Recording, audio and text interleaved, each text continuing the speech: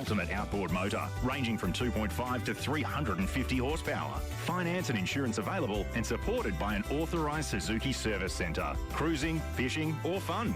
Get out on the water with Geelong Marine World. Port Arlington Road, Moolap. GeelongMarineWorld.com.au. Hi, I'm Patrick Dangerfield. When you're on the highway to the danger zone, make sure it's in a Rex Gorell new or used car. Rex Gorell just can't be beaten. They top the ladder when it comes to range, service, value and quality. So you'll only get the best when you buy your car from Rex Gorell. Family owned and committed to Geelong. Do what I've done. Join the winning team at Rex Gorell. Rex Gorell, Fyan Street on the Trobe Terrace, Geelong. Visit rexgorell.com.au. LMCTs 1308 8349. Why does APCO Cafe 24/7 coffee taste so good? It's the ingredients and care in every cup. It's our signature blend Gigante beans and fresh pure milk. Our beans are specialty roasted with milk textured until silky smooth for an award-winning cup of coffee. And this month at APCO Cafe 24/7, you could win free coffee for a year. Just buy a cup of barista-made coffee to enter. Win free coffee for a year at APCO Cafe 24/7. We've got you. At Metricon, we build amazing homes. And we're a local builder with local offices and local displays, all run by local people. And as Metricon is Australia's #1 home builder, our trades and buying power mean we can get you into your new Metricon home with confidence.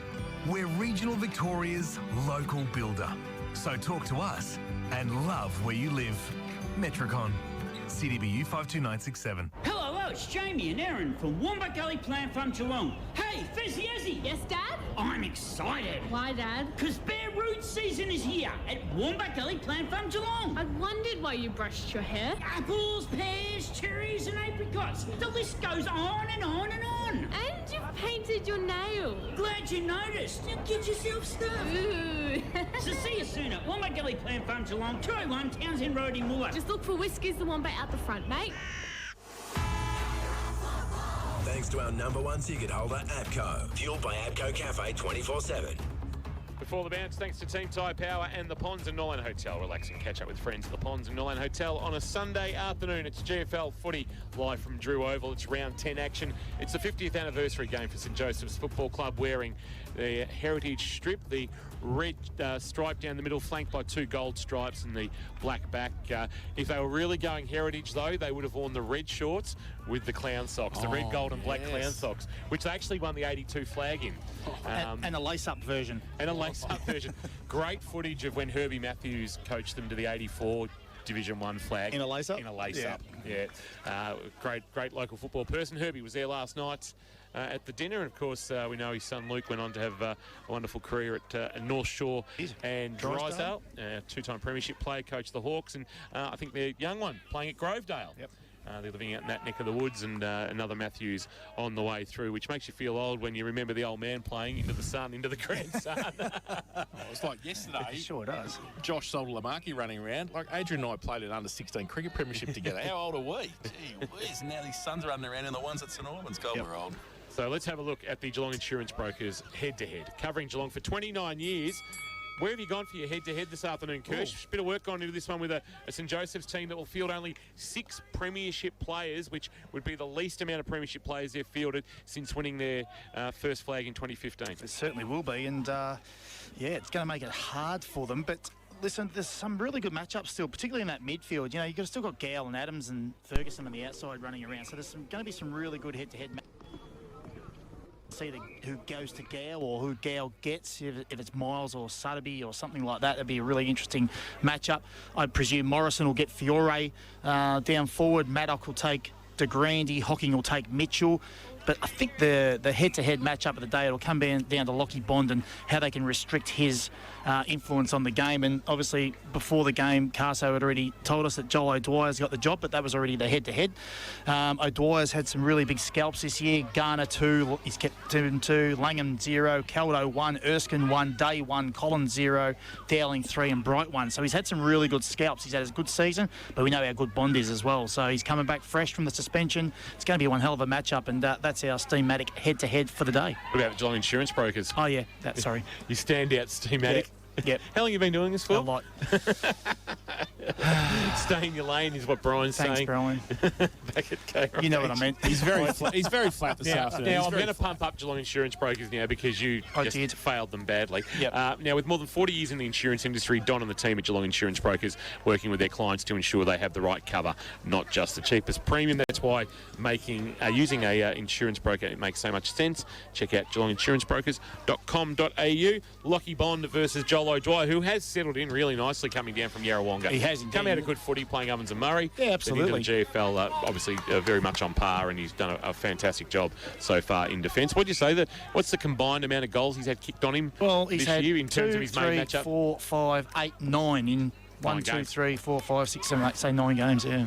8 games he's played, actually. 8 games, yeah, because he missed one. Missed one. So not a bad result out of that one.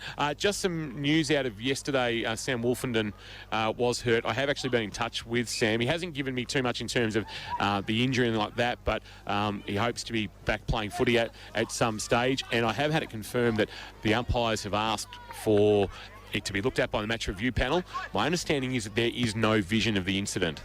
So that will be interesting to see how that is dealt with by the match review panel. So we'll wait and see how that all unfolds. If there's no report made by the umpires, then I would suggest that there couldn't be anything more to it. Does a medical report come into it? Oh, I don't think. So Connor Linehan Cunningham was the player that laid the tackle? I don't know if you could base a report on that. I couldn't see it myself. But so we'll wait and see what unfolds there. Matchups, we'll keep an eye on for Wombat Gully Plant Farm matchup. But one I'm looking forward to is, and I think we enjoy watching this young man's progress, and that's Dylan Sharp, who was basically thrown to the Wolves at the start of the year.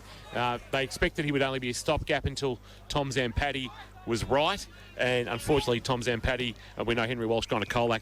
Tom Zampatti does a knee in the reserves, first game back on Anzac Day, and Dylan Sharp all of a sudden now for the next 12 to 18 months he's got a chance to make it his own, and he goes up against Cam Wilkinson. So we've got two emerging young rucks, but Wilkinson having the experience hold over him, having played now the best part of 20 games at GFL senior level. I think 18th game today.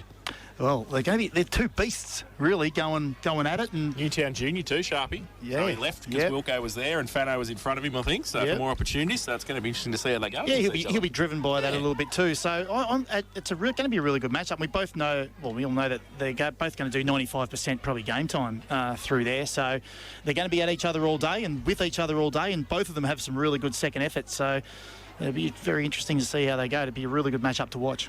Around the grounds for Leopold Sporties, we'll be keeping an eye. There's only just the one AFL fixture today as part of the split rounds. It's North Melbourne and GWS. And we did, as we always do, we go to the polls and we ask the question.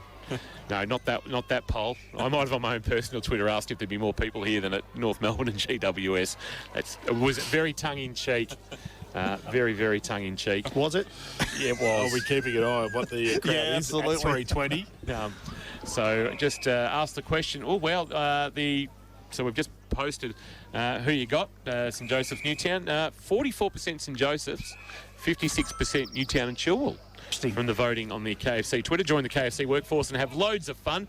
Check out careers.kfc.com.au. And we had the chicken strips today with the popcorn chicken bucket and the chips and the potato and gravy and Chicken Central in here. And because Nico's not here, isn't he? No. Where's he? Yeah, so Chris Nichols is not with us for those who have probably not picked up on it. He is actually celebrating with the 1982 St Joseph's GDFL Premiership winning boys. Didn't get a hall pass. No, a leave pass. Got a leave pass. A leave pass. Thank goodness. And so he was. Yes. How'd you go? Did you have to go home and explain yourself last night to Hayley by any chance? Oh, lucky she didn't have the wireless on and she didn't hear. So. Lamboise tonight. Lamboise. Yes. She hasn't got the wireless on now at home either. Perfect. So 3 before 10. Yep, correct. Let's go. Never lamb alone. That's it. Never lamb alone. Come on, Kirsch. Of course, goal of the day, open from 9 o'clock tonight with free entry before 10. And, of course, big crowd will roll in there tonight off the back of tonight's game, although 6-day turnaround for he'll be in his normal clubs. spot, Kirsch, in the corner. People will be coming at him for some photographs and things like that, won't they, at Lammy's? A couple of footy chats as to who should have been in the team and not. Now, what do you think when St Joseph started back in 1973 and when they made their GDFL debut, what they would have made of the hair of Angus Humphrey and the His father's an upstanding citizen of the community, and I'm really disappointed that he's allowed his son to get that mop of hair Hang on, going. we've got a bit of a hair off today. There's a hair Taya Miles versus, I'd like to see them line up on each other. Ground's in fantastic condition, by the way. We have had some very minimal showers. Nothing that's really hit the deck is going to impact this clash this afternoon. And just looking at the flags, the premiership flags that are fluttering down near the Alan Russell Pavilion. You've got the 1982 GDFL flag, the GFL Premiership of 2015 and the Reserves flag of 2012 just hovering above the ground, and the wind is very minimal. If anything, it's coming slightly out of the northwest, but we don't think it'll impact this one this afternoon. Let's go around the panel, gentlemen. Laurie Hill, who's winning and by how much? St Joseph's by 23 for Laurie Hill. Kirsch, the pendulum. Kingy, can I just say that a bit of theatre by John McKinnon with the flag as well. Out of the choices of flag, he chose the 2015 one against Newtown. Yes, very smart. Very well played. Very, very well played. Anyway, quickly, the pendulum, Jace. Here we go. We love the pendulum. Mark Hovey's now a personal fan of the pendulum. So, the pendulum is this at the moment. 106 points in the plus column for Newtown, and they're plus 97 in the negative column. It gives us a 203 total swing. Divide that by 9, Kingy, it gives us 23 points in the favour of Newtown. Given a few of the outs, I'm adding a few goals on top of that. And if I'm a betting man, I'd be going the 39.5 over margin. Gamble responsibly, so of course. 40 points. Yep. 40 points for Newtown. For Kirsch, Jace. Newtown 32. And Newtown for me this afternoon by 27 points. So Newtown will kick to the Newtown end of the ground, the Autumn Street end, the Eldersley Reserve end of the ground, and St Joseph's will kick to the dead end of Drew Oval, down to the cemetery. So players in position. We'll keep an eye on some Wombat Gully Plant Farm matchups. A nice one between Gow and Ned Harris. So it's Harris, yeah, that's a nice one too, isn't it? That's a good Wombat Gully Plant Farm matchup. Make sure you see the team Wombat Gully for all your gardening needs at 201 Townsend Road in Moolap. I like Harry Smith on Mick Condy that's too. A nice one too, isn't it? Crafty Condy. I like Reed Adams on Matt McMahon. I tell you what, there's some mouth-watering matchups, isn't there, out there? Jack Buckley on Mitch Diamond, as well on a forward flank Diamond in attack. Opening quarter umpire Ganaccia to throw it into the air. Here is Jason Doherty. And he puts it in the air for Cam Wilkinson to get it down to Ned Harris as an Archos. Early call from the umpire. And it's going to be a free kick to Newtown. It's going to be Ned Harris for a hold. So he's going to get the first handball away to Taya Miles. With something on his head. I don't know what's going on there. Harris gets it away and gets another possession as well across half forward. Diamond gets it back towards Miles. He's wrapped up. Does he? What happens there? He got taken high. Yep. So free kick coming back. Jack Buckley giving that away. And Taya Miles on centre wing will take the free kick for Newtown. Left half forward. We'll keep an eye on some other Wombat Gully Plant Farm matchups as Miles assesses his options. Just forward of the wing, he'll swing a kick towards 25 out from goal. Looking for a marking option, knocked away from Bogue. Front of the pack numbers for St Joseph's. Clearing kick from Reed Adams. Drives it to the middle of Drew Oval. No mark taken. Front of the pack, he's Miles again. He's omnipresent. Gets a dribbling kick along the ground. Buckley dumped in a McMahon tackle, and it might have been held on too long, the three-time Matheson medalist, onto Jack Buckley, who his mum come up to me and say, thanks for recognising Jack, interacting with the young fans after kicking goals like he did back in round one. Mustang Sue was very impressed to hear Jack's name spoken in positive terms. He plays footy okay too because he gets it to Gow at right half forward, who goes towards the scoreboard. Mullen runs back in front of Lloyd and takes the mark right in front of the new scoreboard here at Drew Oval, and he'll have a set shot for goal. About 35 out, and has kicked goals from this position this season when we've been here. Reckon they'll all get a high five in Doc's pocket over there if he does kick it. Yeah, so he will kick it from just in front of Doc's pocket sign, I think, as he comes in now. Right foot kick, and he has skinnied it through for one behind. The opening score of the game this afternoon to Jack Mullen, a behind, and they lead by that. One behind St Joey's. Newtown yet to score. Looks like Matty Bogue with the kicking duties as he takes off into the right back pocket, or is it Hocking? It's Hocking driving it long. towards half back, looking for a marking option. Bond knocked away from him. Front of the pack, Bond will come again. Just had a fit of the fumbles, but knocked it into the path of a teammate. There's Bogue through traffic. Sutterby just held the handball back for McMahon. McMahon to Walter, and the Barnheads boy throws it out into the path of Lloyd. Lloyd just got to wait for it to sit. Oh, and Gow coming the other way. Did he take him high? Did he? Yes, he just clipped him on the way through as he knocked the ball to his own advantage. And Lloyd, who racked it up last week with 44 touches against Lara, he's at left half back, driving a long kick to the favour of Harris. Harris can complete the mark. Walter came through, left it behind for Newtown. Joey's got numbers over the footy, including Adams. He's taken down in a tackle. Condi, one of those to bring him to ground. And we'll get a ball up left half forward for the Towners. They trail. St Joseph's one behind. Newtown yet to score. 3 minutes gone. First quarter, Port Phillip Ferry's time clock. Port Phillip Ferry's no better way to travel. Wilkinson gets it down in the tackle. Sutterby lost it. He picked it up again and got wrapped up, not going anywhere. Now the ball spills free. Umpire says play on. Sharp puts on a tackle again. McMahon. And he's held up, not going anywhere. The umpire will come in and ball it up still at left half forward for Newtown. Wilkinson gets it down to the side of the pack again. Slung as he got rid of it. Now Sutterby, quick kick inside 50. Coming out, Fiore got it away. Handball around the corner. Got the kick.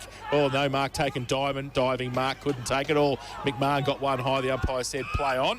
And Al Hickey got the tackle on. And we'll have a ball up about 30 out from the Newtown goal. Couple of big boys, Fiore and Morrison, isn't it? Good head-to-head. Good battle there. Wombat Gully Plant Farm matchup. Umpire throws it in there. Wilkinson and Sharp again. This time it's Wilkinson winning the tap down. Ferguson, a little handball. Callagher got a kick away about 5 metres while under pressure. Head over the footy. Well done, Mullen. Handball released to Buckley was good. Buckley in the right back pocket, driving a kick towards the outer wing. Big spoil, hocking over the top, sends it towards the boundary line. Maybe a free kick there for Newtown taken high, and it will be a free kick. It might be done with the resultant free kick. And he wants to go on with it. Short kick. Here's Harris. That's Ned, who's been busy early. Kick inside forward. 50. Fiore flies. So does Bogue. Neither can take a mark. Ball's at ground level. Gow's there. Oh, coming through and crunch was Antonak. You could hear the sound of body on Antonak. Now the ball's under the pack, and the umpire says, give it to me. I will ball it up. So we're about 45 out from the Newtown goal, just right of centre. And she's been a scrappy opening, but she's been tough around the clinches. So Wilkinson, Sharp. Wilkinson gets it down with the left hand to the back. Oh, good tackle on Buckley by McMahon. Dropped the footy. And the 3-time will take a free kick for the holding the ball decision. And it will be from about 45 out, slight angle. That's hurt him for St John of God too. He's going to have to take in a couple of tough ones there, Jack Buckley. I don't mind the long sleeve version of it. Yeah. I'm glad somebody wore it because Luke Webb was guaranteed to wear it. 100% he would have. He's probably still got it on now, Webby. So Matt McMahon, 45 out, slight angle, southern end of the ground, Autumn Street end. He comes in. Right foot kick. He's pretty happy. He ran back to the middle straight away, McMahon, and he has put his first, Newtown's first, the game's first on the board, and they are one straight goal. They lead St Joey's one behind. Harvey Norman, K-Rock, first quarter scoreboard.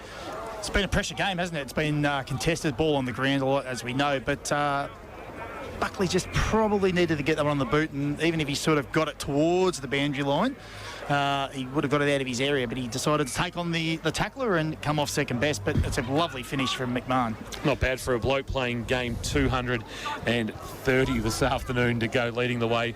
That's why he's still captain of the club. Umpire tossing it into the air. Sharp and Wilkinson, they nullify each other. Gow does the roving, wrapped up by Ned Harris. Lost it in the tackle. Here's Walter picking it up for Newtown. In trouble, but got a handball release. Chance to run off halfback. Might be Walters driving it long to a one-on-one. Bogue with a one hand, couldn't reel it in. They've got a handball out the side door. Condi on the left foot. Condi on the left foot. Dribbles it through. Classy finish from a very crafty player. Mick Condi puts it through and they get back-to-back goals, but Bogue's effort couldn't complete the mark, but the recovery at ground level to fire the handball out was sublime, and the margin is out to 11 points to the good of Newtown. They're 2 straight 12. St Joseph's are one behind in this opening quarter of K-Rock football. Thanks to Harvey Norman. Think Harvey Norman for all the big brands at Geelong's best prices. Well, I was having a look at that matchup before, the Bogue-Hickey matchup, and obviously they're not that dissimilar in height. but Boger's a lot stronger and he's very good in the air. So I thought that might have been a little bit of a mismatch there, and he obviously was a bit stronger in that occasion. There, they've swapped it off him. Back in the middle, and again McMahon gets it from Wilkinson, gets it to Dunn, point of the centre square at half forward, tries to drill the pass to Bogue again, can't do it. Humphreys there. Hickey gets it away as well. Al Hickey gets it to Ferguson, kicks on the outside, good to Mentha, takes the mark at half back. Needs someone to lead from Gow as it fills at centre wing, takes the mark. And nearly had the speed wobbles there. Handball over the top. Ferguson followed up and did well.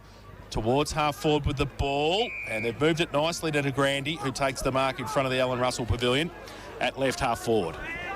De Grande driving the kick towards the top of the square. Out in the lead and the mark taken. It's Mitchell.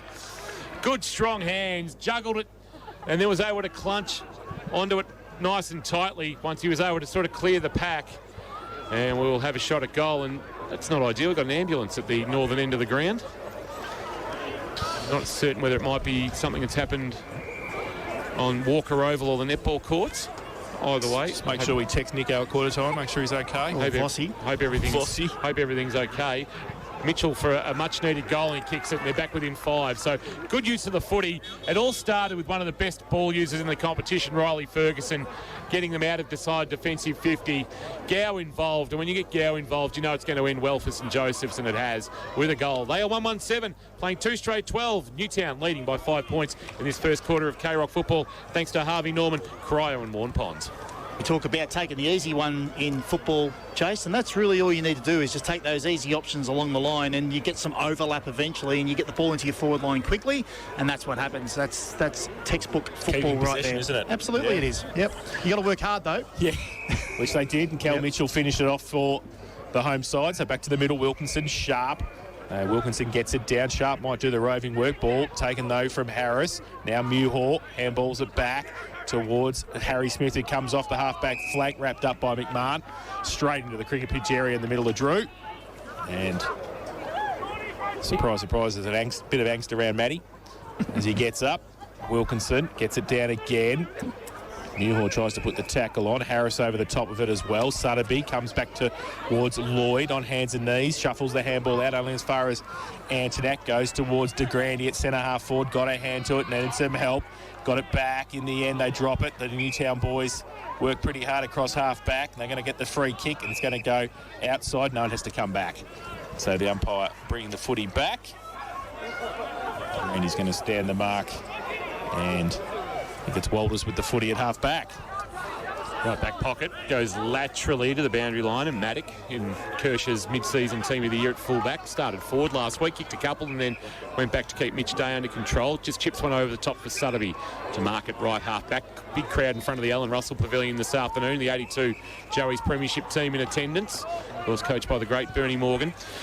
Kicked high to the wing. Humphrey flying for St Joseph's. Could mark Wilkinson off the hands of the pack somehow. Handball though, turned it over to De Grande. Now it's in the hands of McComb. McComb sending a kick to the goal square. Back with the flight. Mitchell, wonderful spoil. Hocking sent it through for a minor score. Gee, that was outstanding from Braden Hocking getting back with the flight, Kirsch. Well, Mitchell was out, wasn't he? And without Hocking's advancing efforts, it would have been a mark. Byrne plays on quickly from full back for Newtown. Goes towards Dunn. In front, though. So it was Al Hickey. Close to the boundary line. Needed some support. There was a tackle came. The umpire said holding the ball. And it will be Charlie Harris with the free kick against Mullen at half back. He had Lloyd running past. And 50. So Jack Mullen obviously called to come back on the mark. Didn't do so effectively. The umpire said 50. And we'll bring Charlie Harris down to half forward now for Newtown. Harris driving it long to the goal square. It's actually gone over the head of both Bogue and Hickey. That's James Hickey, and it's gone through for a minor score. And Hickey wants to quickly go on with it and drives a kick to half back and stretching and marking nicely. Here's Kelleher. Kelleher chips one over the top, and Gow's got free again, and he gives a quick handball release to Al Hickey, confronted by Condi, but got a handball release to Reed Adams on his preferred left side. Drives a kick towards half forward. Rolling ball. Tracking it is Lloyd for Newtown. Coming through like a steam train. Mitchell created a bit of a path. Taking it, but dump was Tanner Owen in game number 2. And now picked up by Mullen, but Newtown are going to come up with, no, they're not. It's going to be Humphrey. It's Aussie Humphrey with a quick snap, and he has missed to the near side through for a minor score. So they're attacking St Joseph's. They're 1-3-9. Newtown and Chilwell 2-1-13. 12 minutes gone. Port Phillip Ferry's time clock. It's one of those dangerous times of the game where they've come off 5-15 and they're sitting at 1-3. They probably want to even the ledger and get a few more goals on the scoreboard. So Lloyd kicks it into Hocking in the back pocket for Newtown. He chips the ball towards Walter. Brave movement. Brave, and he goes further afield and wider. It's okay. Mark taken by Blake Reid in front of the Alan Russell Pavilion at half back. Wants somebody to lead towards him. Dunn does that now. He's hesitant, and then he kicks it in to Jack Mentha. And St Joey's players are happy with Jack Mentha's efforts there, as well as the crowd, and we'll have a boundary throw in left half forward for Joey's. It's thrown the ruckman out, though, because they'd set themselves for the kick down the line. Now they've had to bolt 25, 30 metres, both Sharp and Wilkinson, to get to the contest. Maybe Sharp from behind winning that one. Socket off the ground, Mewhaw. Chance here for, might be Dunn. Is it with the footy or is it Hall? It's Hall for Newtown, who's wrapped up, going nowhere. And we will get another ball up. Umpire Ganaccia taking control of the situation. Into the air it goes. Wilkinson the tap down. Bogue at the contest. Reid Adams there as well. There's going to be a push in the back, and I think it might go to Adams. So free kick to the young veteran Reid Adams, playing this afternoon. Game 88, coming off 21 touches last week. 15 contested against Leopold for Kerrs Hire. He's going to swing out on the left boot, give it all he has got. Has he got the carry? They'll contest on the line, and that's the long point you don't like, Kirsch. No, I do not. I could see it coming too. He was probably just at that range where it was just outside. Off the hands for a rush behind. They are now 1-4-10, and their woes in front of goal continue. Newtown at 2-1-13. First quarter, thanks to Harvey Norman. Thanks Harvey Norman for all the big brands at Geelong's best prices. Lloyd kicks it in, and it's a good kick too. Finds Reid. He chips the ball over the top. Oh, that's on the full. And that is on the full. Charlie Burns not going to be that far over there, and it's out of bounds. So Humphrey will take the free kick. Austin Humphrey, right half forward. Will drive it back deep into attack. He does so now. Goes towards the pocket. Maddock got two hands to it, couldn't take the mark. Off a step. Mitchell kicked it around the corner and kicked the goal. Wow. Cal Mitchell One off step, one step, if you don't mind. Lambie's Tavern goal of the day contender. He was lurking there. Maddock dropped the mark and he turned around, kicked it with his left foot. And, well, that is his second of the afternoon, the second for St Joey's. They go to 2-4-16. They take the lead. Newtown 2-1-13. Harvey Norman, K-Rock, first quarter scoreboard. Well, they were enjoying some time in forward half, weren't they? Yeah, they've probably dominated the last 7 minutes or 6 minutes of that ball in forward half, and they needed some reward. But that was one step, left foot, right shoulder, straight over the goal umpire's hat. Terrific goal. Easy as you like. Easy as you like. They couldn't get the ones in front. Umpire tosses it into the air for Wilkinson to go against DeGrandy off the hands of the Packies. Gower handball release forward to Adams. Adams can release a handball into the path of McComb. McComb pulls a kick into the pocket. Bouncing ball taken okay there by Owen. Swings onto the right boot. That's a good kick as Adams had gone forward. Quickly wants to go on with it on the lead. Good spoil. Knocking it away might have been Walter into the path of Walters. And now it's going to be a free kick and it's going to go to Walter in the right back pocket. Zach Walter with the footy. Best on ground in the 2019 Bellarine Grand Final. He goes short. And chance here for Walters to give a handball back to Walter. Walter pulling the kick towards the outer wing over the head of Foppiani. And Harry Smith back with the flight takes a well-judged mark for St Joseph's. He's just back into centre wing on the outer side. Harry Smith, he can come right the way back to O'Dwyer if he wants to. He's not. He's going to go short towards Humphrey. He had a couple there at centre half back and found Angus. Weird pill at the moment, Angus. What's going on with that hair? Come on. He kicks the ball out wide. Oh, dangerous kick. He's turned it over too. And Alex Dunn's taken the mark and wants to play on quickly. Gives it to the other ferret hair, Taya Miles. Gets it back inboard. His kick. Oh, Walters was coming at it. Kick around the corner. But Sotheby might be okay. Oh, Hamlin hanger if you don't mind. Liam Fiore just waxing lyrical with the one hand. No defence around him. Oscar Morrison had left him for a moment. And he'll have a set shot for goal from 38 directly in front. Kirsch, defensively? Yeah, just the ball movement, you know. Like, they had the switch on the very first time. He just held it up and didn't make the decision to pull the trigger.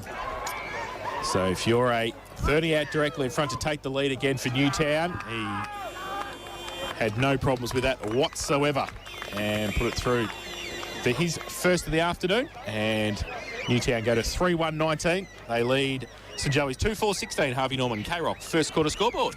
On review, they're preventable goals, those types of scenarios where you can keep possession. We just spoke about how we keep possession and maintain possession of the ball and use the easy options. He decided to bite off a bit more than he could chew and turned it over.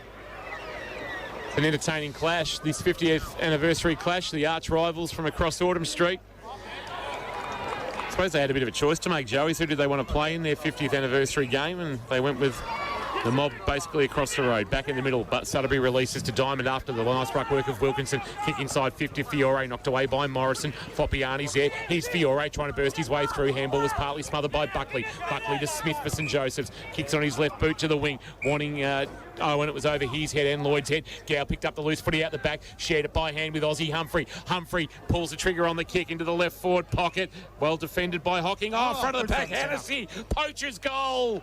Poacher's goal, Ollie Hennessy. A better front and square you will not see.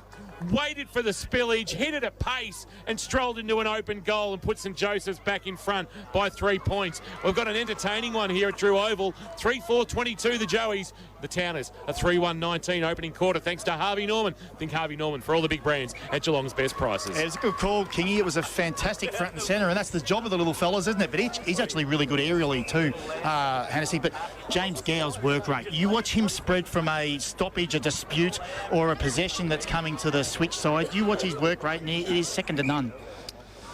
So de Grandy the ruck now for St Joey's, giving Dylan Sharp a chop out against Wilkinson. And Wilkinson with a big thump down too, but coming off the wing was Ferguson, who got the kick towards half forward. Humphrey came out, couldn't take it. McMahon's handball on the up towards Condi. I think he was pushed after he got the football. Umpire said it's advantage, or is it coming back? I think it's coming back to the skipper for Newtown. McMahon at centre half back with the ball. He's got a couple of options. Foppiani nearly ran into Charlie Byrne. They were teammates. And no one's within 30 metres. And then nobody around them. So Byrne goes towards. Fiore goes up, can't take the mark. Offhands, Diamond kick under pressure. Which way is it going to bounce? It goes towards goal, and it has hit the behind post and will be a boundary throw. And good result for the Towners in the end. And a throw in the right forward pocket. That was another great front centre as well by Diamond. Boundary throw in right forward pocket. Nearly time on. 19 and a half minutes gone. Port Phillip Ferry's time clock. Wilkinson front position, won the tap down. Foppiani the roving. Foppiani couldn't get connection on the ball. Reed Adams handball for St Joe's to Kelleher was slick. Gave it to Al Hickey. He spirals it towards the wing. Hennessy front position. Miles from behind outpointed him with all his experience and took the mark. The former Hawthorn AFL player. Short to McMahon, barely went 15, now called to play on. Now gives a handball to Miles, confronted, steps past two St Joseph's players, pulls a kick to the top of the square. Bond, big fly, wonderful spoil from behind, with a quick snap at the front of the pack. There's claims of touched, but they're not going to be answered, and Walters has kicked the goal. The Warrnambool product, playing his 23rd game back in the Newtown side, and has put that one through. Good finish from Walters. And they're back in front. And once again, we've got a 3-point ball game. 4-1-25, 3-4-22. He was just in great position again for that defensive spoil, Kirsch. Well, I think both defensive ends are going to have to really go man-on-man on the smalls at the ground level at the moment, because it's front centre city at the moment. Everybody. But you know what? That's two smart footballing sides getting in the right positions. That's exactly what it is. The defenders doing their job spoiling, and the smalls getting front and centre. Sharp back in the ruck. McMahon tracks it on the cricket pitch, but gets it back from Foppiani. Right foot kick out towards half back, sets a task for Charlie Harris. Handball on the up to Miles, and he goes over the top to Sutterby. He had to sit and wait, got one high. The umpire said play on. Foppiani left it behind, couldn't pick it up. The umpire said play on. The tackle came, and still going from half forward for Newtown. They go inside 50. Bond in front, can't take the mark. Off hands, front and centre again. Defensively, Fiore got it away to Condi. Handballs it back to Ned Harris. He handballs it further back and around to Charlie Harris. Goes into the pocket. Bond goes up again. Coming at it now, Lloyd as well. Condi off a step. Left foot kick. Turns around. Lammy's Tavern goal of the day. Contender for Mick Condi, his second. And great play in the left forward pocket. Snaps another goal. And Newtown go to 5-1-31. St Joey's 3-4-22. Harvey Norman, K-Rock, first quarter scoreboard. Ground fleet again, yeah. Jace. the forwards aren't getting the big power marks, aren't they? Because the defenders are defending really well, but it's just bringing the other smaller brigade into the floor. Just got a feeling Joey's are working harder for their goals than Newtown are having to. Well, they had a period there where they were enjoying that time in forward half, and now it's reversed. The momentum swung the other way in favour of Newtown for time in forward half. Consecutive goals for the Towners. They lead by 9. We're back in the middle. Sharp and Wilkinson again. Oh, beautiful roving McMahon for Newtown. He just hacks a kick forward, though, as he was under pressure. Rolling ball taken by Bogue, confronted, lost it in the tackle of Buckley. Buckley now taken by Fiore. Ball spills out. Diamond had a crack for Newtown, couldn't take it. Antonak put his head over the footy. So did Diamond. Diamond still working hard, can't get free. Now he tries to pull the footy in. Condi caught one high. No umpire said play on.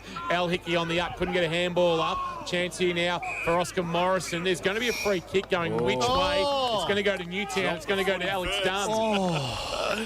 He dropped it like a hot potato. I tell you what, this is a high free kick game. I reckon there's been about 16 already. Alex Dunn with the resultant free kick and the chance to draw Newtown to a 15-point buffer. Yeah, he missed the first one. Yeah. But this guy here, this umpire here, at a clear view. With the non-controlling, maybe could have had a say, but didn't. We've seen him paid from 700 metres away. I think Jack Buckley's asking the umpire about it too. Yeah, absolutely.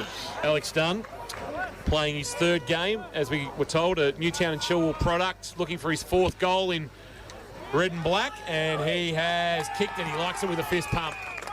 He's put it through, and he's put through the Eagles' 6th, and all of a sudden they've turned a 3-point deficit only 5 minutes ago into a very, very handy 15-point lead. 6-1-37, playing 3-4-22 as we approach 24 minutes gone on the Port Phillip Ferries time clock. Port Phillip Ferries, there's no better way to travel. Yeah, they just stuck at it then, didn't they? It was just a little bit of a scrappy affair, and the free kick was popped out of somewhere, but good finish, though, by the young fella. So back to the middle. St Joey's need one before quarter time.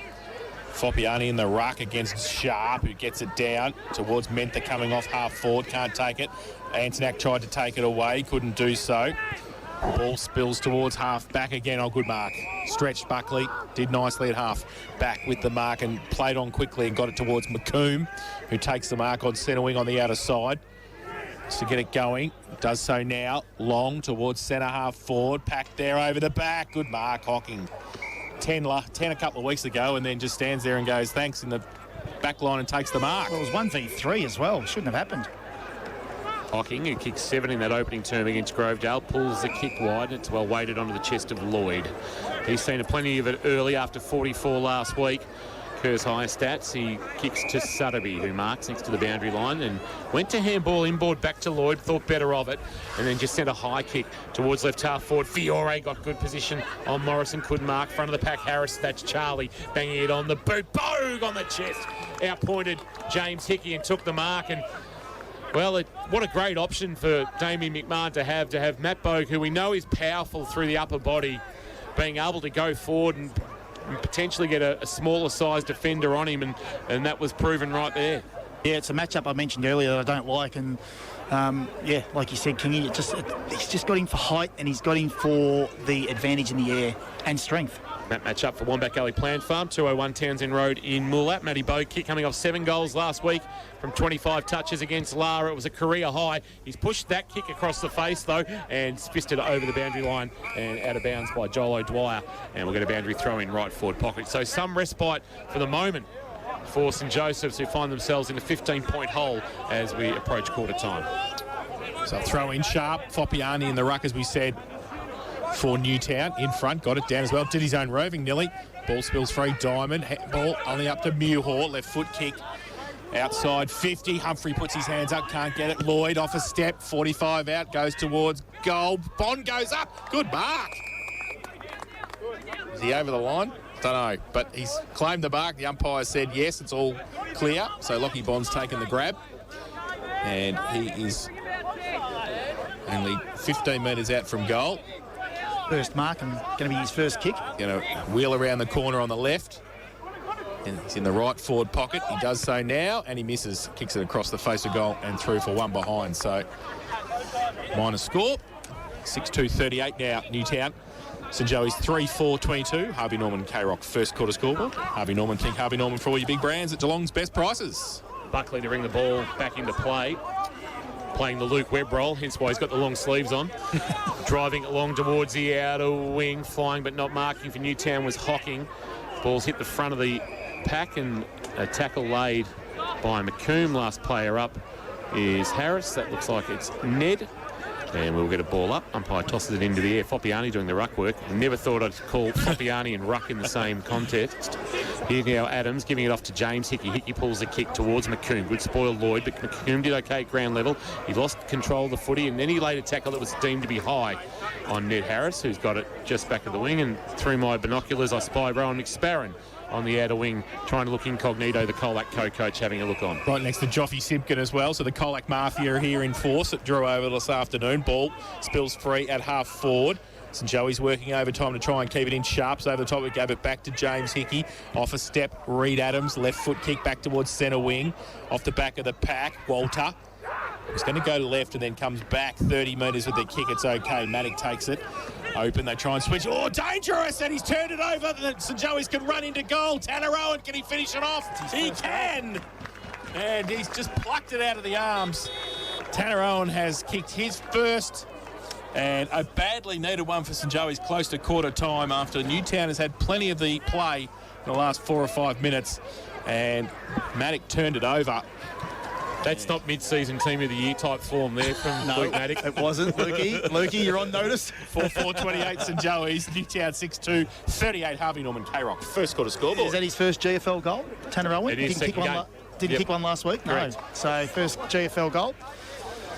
He's a likely type, Tanner Owen. I like the way he moves about his footy. Beautifully. Yeah, it was terrific play.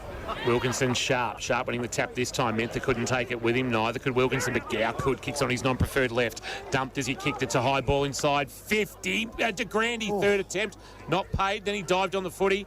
Then he dived again and missed it. Chance now to get out of trouble. Reed and Lloyd are involved now. Taya Miles, just a cool head under pressure. Not the greatest of kicks. And the spoil from Buckley was good in front of the Alan Russell Pavilion to knock it away from Walters. And we'll get a boundary throw in left forward pocket for St Joseph's. They can jag one here and get back within 4 points at quarter time. Won't be a bad result. It's been an entertaining opening term. Ball back into play. Wilkinson the palm down. It'll roll back towards the boundary line where Mentha tries a little shimmy on Reed. Just got rid of him. Time to create a kick and find Newhaw on debut and can have a shot the left footer from the left forward pocket. A Newtown junior, I'm reliably informed on the KFC Twitter by Michael King. And playing against his former club, I think his dad Daniel and his uncle Jamil did some of their best work at Bell Park. Daniel definitely a Falcon. Yeah, he was. And I'm not sure that Jamil got to the Falcons. He liked a goal too, Daniel. He did. He was more a key defender, wasn't he? He was. Memory? Played on me a bit. Yeah. Wore the gloves from what I can remember, but that's by the by. Newhaw goes across the face of goal and it's through for a minor score. So we've talked the young fella up, but we haven't been able to get him his first goal at GFL senior level. And the scores are now 9 points of difference. 4-5-29. Newtown Chilwell 6-2-38. 30 and a quarter minutes gone in this opening term, thanks to Harvey Norman. Oh, they got one out the back here. Plays on from full back and goes straight to Sutterby, who's got nobody on him. It sits for him. Oh, Mullen. I just ripped him off the footy without it, unfortunately. Yeah, so it's an easy free kick to Sutterby, but holds the play up, Jack Mullen, so probably semi-professional. Gets it wide.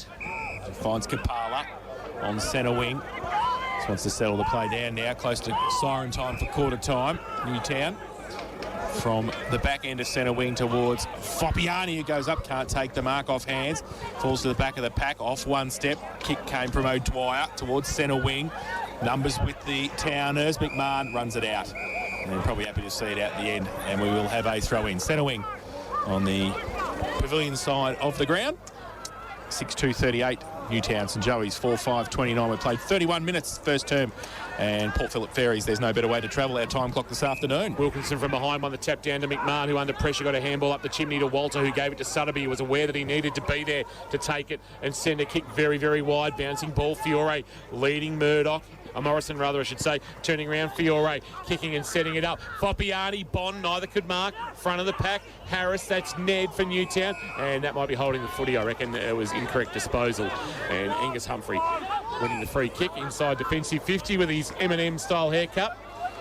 And he gives a handball back to Buckley. Buckley, basically from where he got the handball from, kicks towards Adams, who couldn't complete the mark. Still inside defensive 50, but Gow was good. Handball release, didn't have enough on it. Knocked down by McMahon towards Dunn. Here's Walter, head over the footy for Newtown. Al Hickey there as well. Dunn comes again. Gow wraps him up. Umpire says, give it to me, I'll ball it up. Right in front of our best seats in the house, thanks to APCO Cafe 24/7. 32 minutes gone. It's been a long opening quarter here in this opening term on the Port Phillip Ferry time clock. So, ball up sharp, gets it down.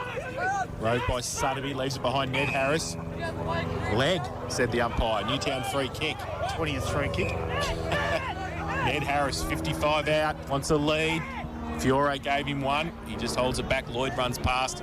Mulhall right next to him. So now Ned Harris is going to have more of a set shot for goal. And a slight breeze behind him as he'll come in. Reed Adams stands the mark just inside 50. Runs very close to him too and puts it to the teeth of goal into the 10-metre square. Big pack there, front and centre. Humphrey comes across defensively. Oh, his handball set up his teammate in McComb, who gets wrapped up in the back pocket. And happy to see it back to umpire Ganachia, and it will be a ball up in the left forward pocket for Newtown. I reckon Joey's wouldn't mind the siren here. Well, it's gone for 40 minutes. Wilkinson won the tap down. Chance now out the back. Here's Harris snapping it around. It's Ned again, knocked away by Humphrey into the pocket. Bond, handball inboard is okay. Dunn was very good up below his knees. Quick snap out of the pack, and it's touched on the line and knocked through for a minor score.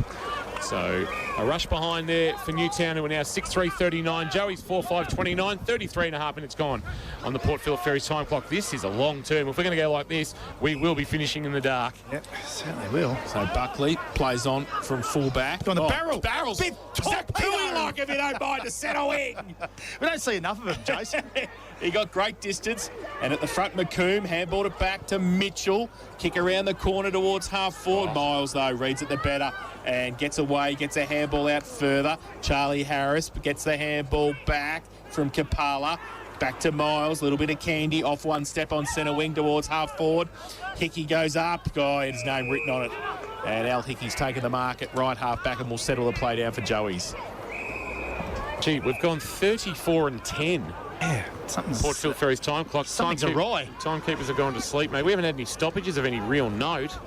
Front of the pack, Charlie Harris turned it over, gave a handball straight to Tanner Owen, who kicked his first GFL goal in this opening quarter, but his high kick comfortably sitting under at Miles. Marks for Newtown, goes laterally to Lloyd.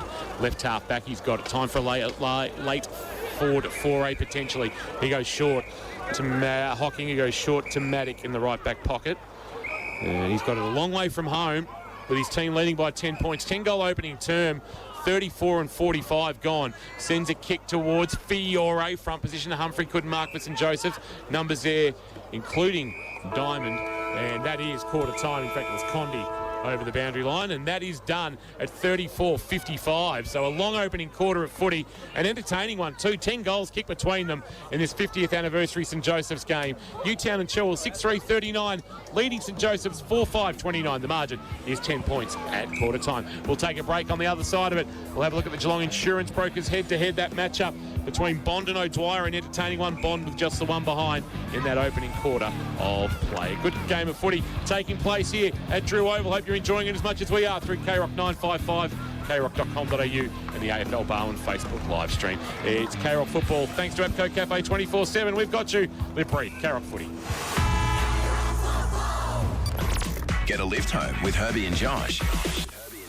And how's this? The longest going without any food. I know this is going to be silly because they've just survived off water. This is going to be ridiculous. I can barely go an hour. 382 days. What a waste. Lived on tea, coffee, soda water, vitamins. He was a big fella. And he just cut back from nothing. He had nothing for that long. So basically he was like 3 of me. So, okay, he's not healthy to start with. No. Maybe like 2 of you. Herbie and Josh. Weekdays from 4 p.m. Only on KROC 955. Home solution from Metricon, a fixed price house and land specialist. At Metricon, we build amazing homes. And we're a local builder with local offices and local displays, all run by local people. And as Metricon is Australia's #1 home builder, our trades and buying power mean we can get you into your new Metricon home with confidence. We're regional Victoria's local builder. So talk to us and love where you live. Metricon. CDBU 52967. Why does APCO Cafe 24/7 coffee taste so good? It's the ingredients and care in every cup. It's our signature blend Gigante beans and fresh pure milk. Our beans are specialty roasted with milk textured until silky smooth for an award-winning cup of coffee. And this month at APCO Cafe 24/7, you could win free coffee for a year. Just buy a cup of barista-made coffee to enter. Win free coffee for a year at APCO Cafe 24/7. We've got you. Bonus gift cards on now at Harvey Norman. For a limited time, receive a bonus gift card on selected bedroom and furniture products. Shop from a huge range of selected lounges, dining, mattresses, bedroom and kids furniture, Manchester, home office, outdoor furniture and barbecues. Plus quick delivery available on a huge range. Until Monday only. Conditions apply. See store for details. Bonus gift cards on selected bedroom and furniture products on now at Harvey Norman. Easy parking at 2 great locations, Corio and Warren Ponds. Thanks to our #1 ticket holder, APCO. Fueled by APCO Cafe 24/7. Bogue with a one hand, couldn't reel it in. They've got a handball out the side door. Condi on the left foot. Condi on the left foot. Dribbles it through. Classy finish from a very crafty player. 2 hands to it, couldn't take the mark. Off a step, Mitchell kicked it around the corner and kicked the goal. Wow. Cal Mitchell off step. One step, if you don't mind. Lambie's Tavern goal of the day contender. Yes, quarter time here at Drew Oval, 6-3-39. Newtown, they lead St Joey's 4-5-29. Entertaining first term. And a big crowd here, as you'd expect, on the 50th anniversary celebration for the home side, St Joey's, around both huddles at the moment. And King is out taking some memorable photos. And while he's doing that, Nico's enjoying himself in the Alan Russell Pavilion. We're going to go to the man who's in the expert's chair, as always, Matt Kershaw, for his look on the first term here at Drew Oval. Well, it was a quite entertaining first quarter, wasn't it, Jason? I'm sure that went for a very long time. It went for a very long time. And Kingy said that we're going to be finishing in the dark. It's nearly dark now. Turn the lights on. Exactly right. We wanted the yellow pill out. But look, it was a good first quarter for both sides, and they'll both, obviously, coaches will dissect that quarter accordingly. But St Joseph's took it right up to Newtown and probably were a little bit unlucky, well, not unlucky in front of goal, but they should have finished off some of their work, whereas at the other end, Newtown sort of finished off their nice work in front of goal. We said it was not the high-marking forwards sort of quarter, it was the smaller brigade, the front and centre brigade, the smaller guys to get their shots on target, and that's what they did. It's not about St Joseph's now trying to stay in the game. It's about sticking to their processes and showing that they can sort of compete with Newtown at the moment. And for Newtown, it's about still moving that ball forward and not over-possessing and getting into that dangerous forward line, because they do look like they've got a dangerous forward line when they get it in there quick. Just got a quick listen to Damien McMahon while I was out there, and he was just concerned about the ease of the goals that St Joseph's kicked. I know Joey's worked hard for their goals, but especially the Tanner Owen one where Lukey Maddock basically put it on a plate for him and said, "Here, young fella, have your first GFL senior goal."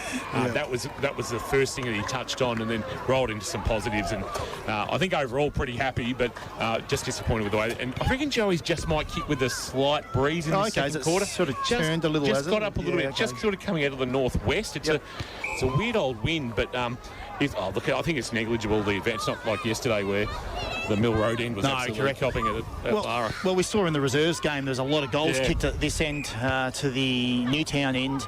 So, it is a goal-scoring end, and it happened in the under-18s as well. There's a lot of goals at this end as well. So it was more about possession of the footy. We saw that when St Joey's could control it, they were able to match it with Newtown, but as soon as they lost that, they had to defend, and it's like obviously much easier with the footy. Correct, and I think that would have been a real big focus for Carson on how to defend them, because they're a slick-moving by-hand team. They can over-possess it at times, and that's where St Joseph's pressure's got to turn them over higher up the ground, and I think that will be a real focus for him now, because like you said, Miles is sitting behind the ball and he's getting plenty of pill when Lloyd, and they're their playmakers. So if you can sort of stem that flow in the way they move their ball through the corridor and on the spread, then they're going to stay in the game longer. But like I said, they can't stay in the game. They've got to keep sticking to their process and their game plan and kick goals themselves. Just spoke to Rowan McSparron and Joffy Simpkin very quickly. Trav Robertson here also having a look, so obviously a chance on a Sunday, and that's why I suppose the coaches and the other clubs would love the Sunday footy, is because you get the opportunity to watch it live. Okay, you can watch it vision and the like, and the footage is great, but you actually it's not the same. It's not the same as actually being there. And poor crowd though, Kingy. Oh, horrendous. No, it's a great crowd here. I was being sarcastic, Yes, of course. And that's directed at those clubs who don't think they can make $1 on a Sunday. Silly duffers. You need to go home and have a throw on tonight and a little bit of a after lammies. And just because you need to have a rest, I think. You do, don't you? Had a big weekend. A big weekend indeed. I've just got to shout out to our chief engineer, Dean Gray. He's actually provided us with heat lamps to keep it. My legs are toasty warm. Actually, mine's not working that well, can I say, Dino? What's going on there? Put a complaint in the suggestion box. Oh, no. Hang on, I turned it around a bit. Bloody hell, it's hot. There we go. So players in position, crowd making their way off the ground, and great to see. We've got the netball on behind us, and we've also got women's footy taking place out on Walker Oval, and looks like we might be gaining some traction about Walker Oval potentially hosting a Geelong West game going forward, as we touched on last week with Stephen Sells, that the Ron Sells Cup game might become played at Walker Oval, former home of St Peters, as we know, and that would be fantastic to see. Sunday footy just doesn't work, though, does it? Sunday footy? No, I don't reckon we should do it anymore. Seriously, should have a Sunday game every week. Yeah. I think there might be some discussion about that in the future, especially through April and May and in August. Maybe June and July. You could play 10 or 12, couldn't you? Absolutely. Yeah, like the AFL playing on a Thursday night. Yeah. Let's make it happen. Second quarter, thanks to APCO Cafe 24/7. We've got you. It's Newtown by 10. Here is Jason Doherty. Dylan Sharp goes up against Cam Wilkinson, who gets it down. Riley Ferguson off the wing couldn't take it. Adams couldn't either.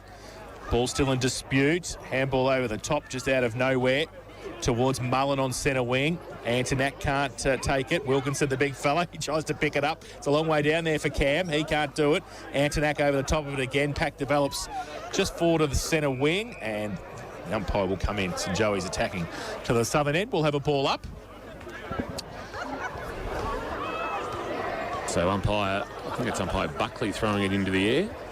Tap down Wilkinson, roving Bogue. He might have just copped one high from Adams before he was able to lay the chicken wing tackle, and the umpire picked it up and said to Matty Bogue, have a free kick. So he decides to handball, gave it to Miles, who gave a handball off to Sutterby, gave a handball to Diamond, got a free kick advantage, pushing the back, and Diamond will drive the kick now towards right half forward. Fiore flew but couldn't complete the mark. Overrunning it was Morrison. Morrison will see the ball back to the boundary line. In fact, it's Hickey now. James giving it to his brother Al. Al, the skipper of Joey's. His left foot kick, diving low. Bogue couldn't take it, and then beset upon Adams and Gow. Bring him to ground. Diamond comes in over the top to lock it in, and we'll get a ball up. So that's where I reckon holding the ball could be paid potentially, when that third player comes in to lock it in. That's what Diamond did. We want the ball in movement. Tapped down by Wilkinson. Roving Gow trying to free the arms. Wonderful tackle, Sutterby. Ball spilled out in the tackle. Bogue in there. Little handball up for Mentha. Mentha slung. Handball gave it to Wilkinson, though. Wilkinson to Walter. High kick up the shot tower from Walter. 15 out from goal. They'll compete. It'll bounce away from McMahon. Knocked down by Morrison. Straight to McMahon. McMahon, a quick snap. Hit the belly of the ball. It'll float into the right forward pocket for Bond. Couldn't complete the mark.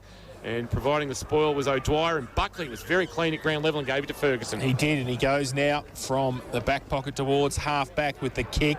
Ball spills free. Bogue gets the handball away. Burn, little left foot kick. Or was it just? It was 12.5 metres, I tell you.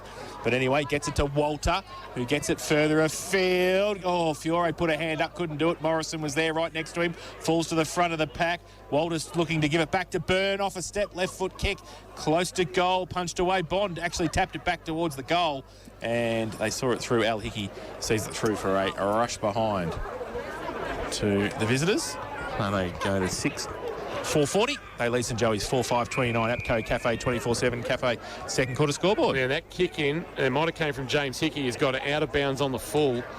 And it'll be a free kick to Newtown. They set it up looking for Condi to fly. Couldn't take the mark. Sutterby did the clean-up work, but not before the ball had gone out of bounds, had it? Free kick. No, free kick being paid.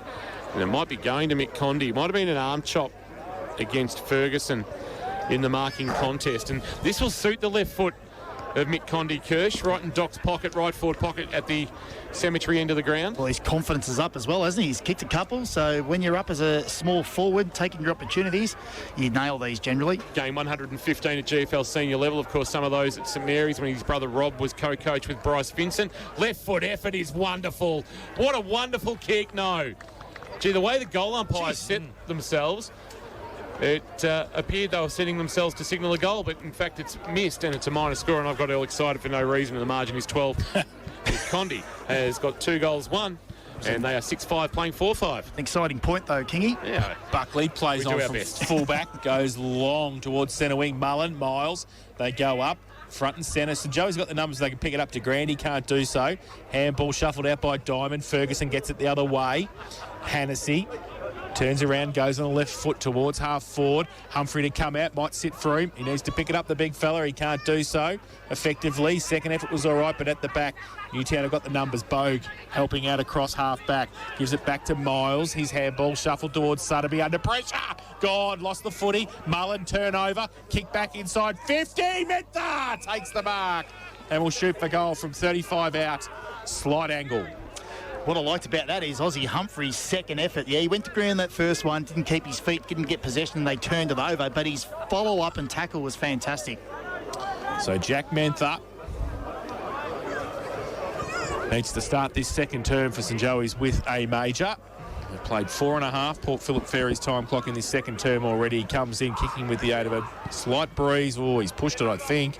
He's not going to make the distance. In fact, it's a good mark. Cal Mitchell, great mark. In the middle of the pack, Humphrey was there. So was Hocking. And Cal Mitchell, who's kicked 2 already, should make this 3. It's either in front or it's on the boundary, yeah. Well, it's in front. There you go. So he's been pushed right I around. actually thought he marked it outside the square myself. He did. Yeah. He did. I've got an issue with this umpire. So he'll stay there until Callum Mitchell's halfway through his stance, and then he moves off. So the last couple of goals that they've been going for, Mitchell kicks his third. as they're on their approach, he actually walks away from the man on the mark on the approach, which is movement at the man on the mark. Off-putting. It would be off-putting, 100% it would be. Well, it hasn't off-put Cal Mitchell. No, well, he's in the square. He's kicked his third, and that's the start that St Joey's needed. They 5-5-35. They trail Newtown 6-5-41. APCO Cafe 24/7 K-Rock. Second quarter scoreboard. There's that ease of goal. Yeah, that we were Jamie speaking Mace about brought it, out. absolutely. But I guess on the back of that, I mentioned that Humphrey's tackle was superb and his follow-up. And I guess that's what we were talking about before pre-game with Carson about the defensive efforts from Grass versus maybe Humphrey. Wilkinson hit Bogue on the fly. Bogue's kick, though, was partially smothered, still inside the centre square where Bond dives on it, and then Diamond dives on it, I should say. And diving on him was Antonak. And we'll get a ball up. Almost point of the square right half forward. Tapped down by Sharp for St Joseph's.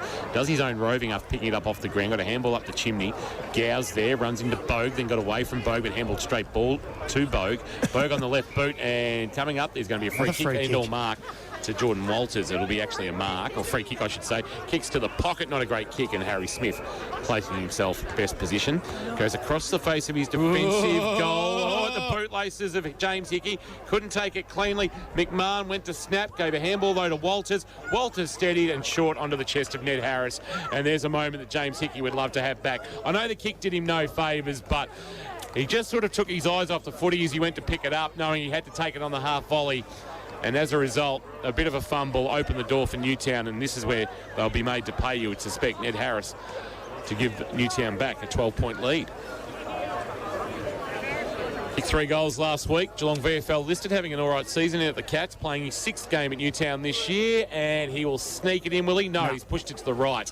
The breeze just taking it, and that breeze has got up the premiership flags of 82 and 2015 flying proudly in the breeze, and that's just got up from the west slightly, and I think we might see a bit of play over on that far side of the ground. Which we'll do again, because Buckley kicks it in to the outer side half-back flank. And he looked out there for De Grandi. He couldn't take the mark. And it will be a boundary throw-in. And Nick Sparron right next to the boundary umpires. He's going to throw this ball in.